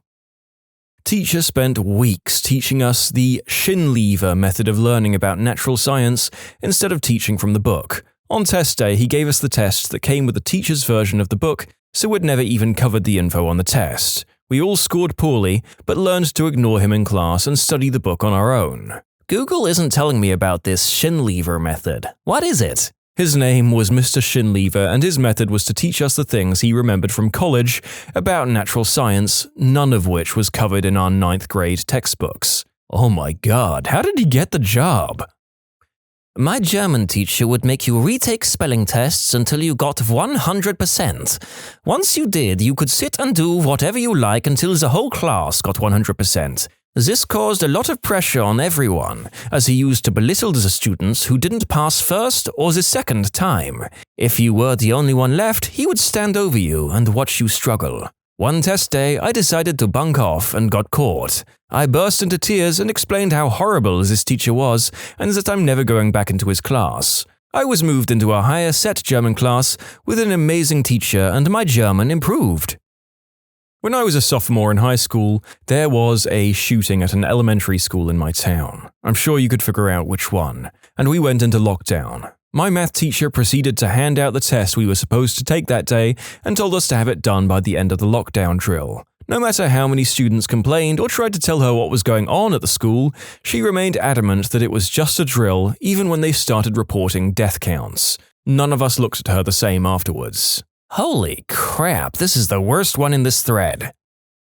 This was second year, or 12th grade, in school. My teacher, unable to manage 20 of these rowdy kids, is pretty enraged by the end of the class. She has a thing about counting every piece of equipment after class, and she begins counting the Newton meters. Now, if you don't know what these are literally a metal spring with plastic around it that measures how much a thing weighs. This teacher counted 19 when there was definitely 20. She holds us back for lunch. She brings the faculty head in, and we get a bollocking from her. Cannot steal from the school, unjust, yada yada yada. If we were rowdy before, we're raging now, and she requests the least well-behaved kids open their bags. Of course, these kids are protesting, but the teacher offers detention if they don't comply. So after rummaging through a bunch of pubescent kids' bags and finding nothing, she finally goes back to her desk to find the Newton meter sitting behind her world's best teacher mug. Look on her face, priceless. I would pay to watch the look on her face. The fact that she found it behind her world's best teacher mug is even more hilarious.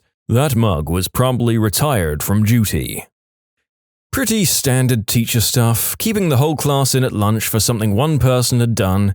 It was the fact that the school had a very clear behavior and punishment policy that teachers and pupils alike understood that teed us off, because she blatantly broke it just to prove a point. To explain, someone's phone went off in class. At that school, at that time, that meant having your phone taken off you and getting it back at the end of the day. Fair do. The someone whose phone it was, however, refused to admit that it was them. This teed the class off to begin with.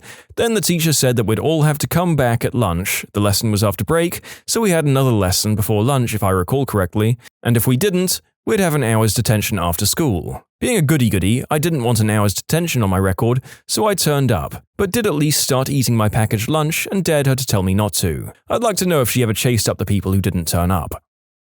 This maths teacher had a reputation for being a real brute and gave a lot of spontaneous tests. He played up one specific revision test, which was right before midterm or final I think, as being a really big deal where the result would reflect whether you have any potential in the subject and the usual dramatic spiel. After we did them, he went on holiday and took the tests with him to correct. Mother fricker forgot to bring them back and nobody ever got their result.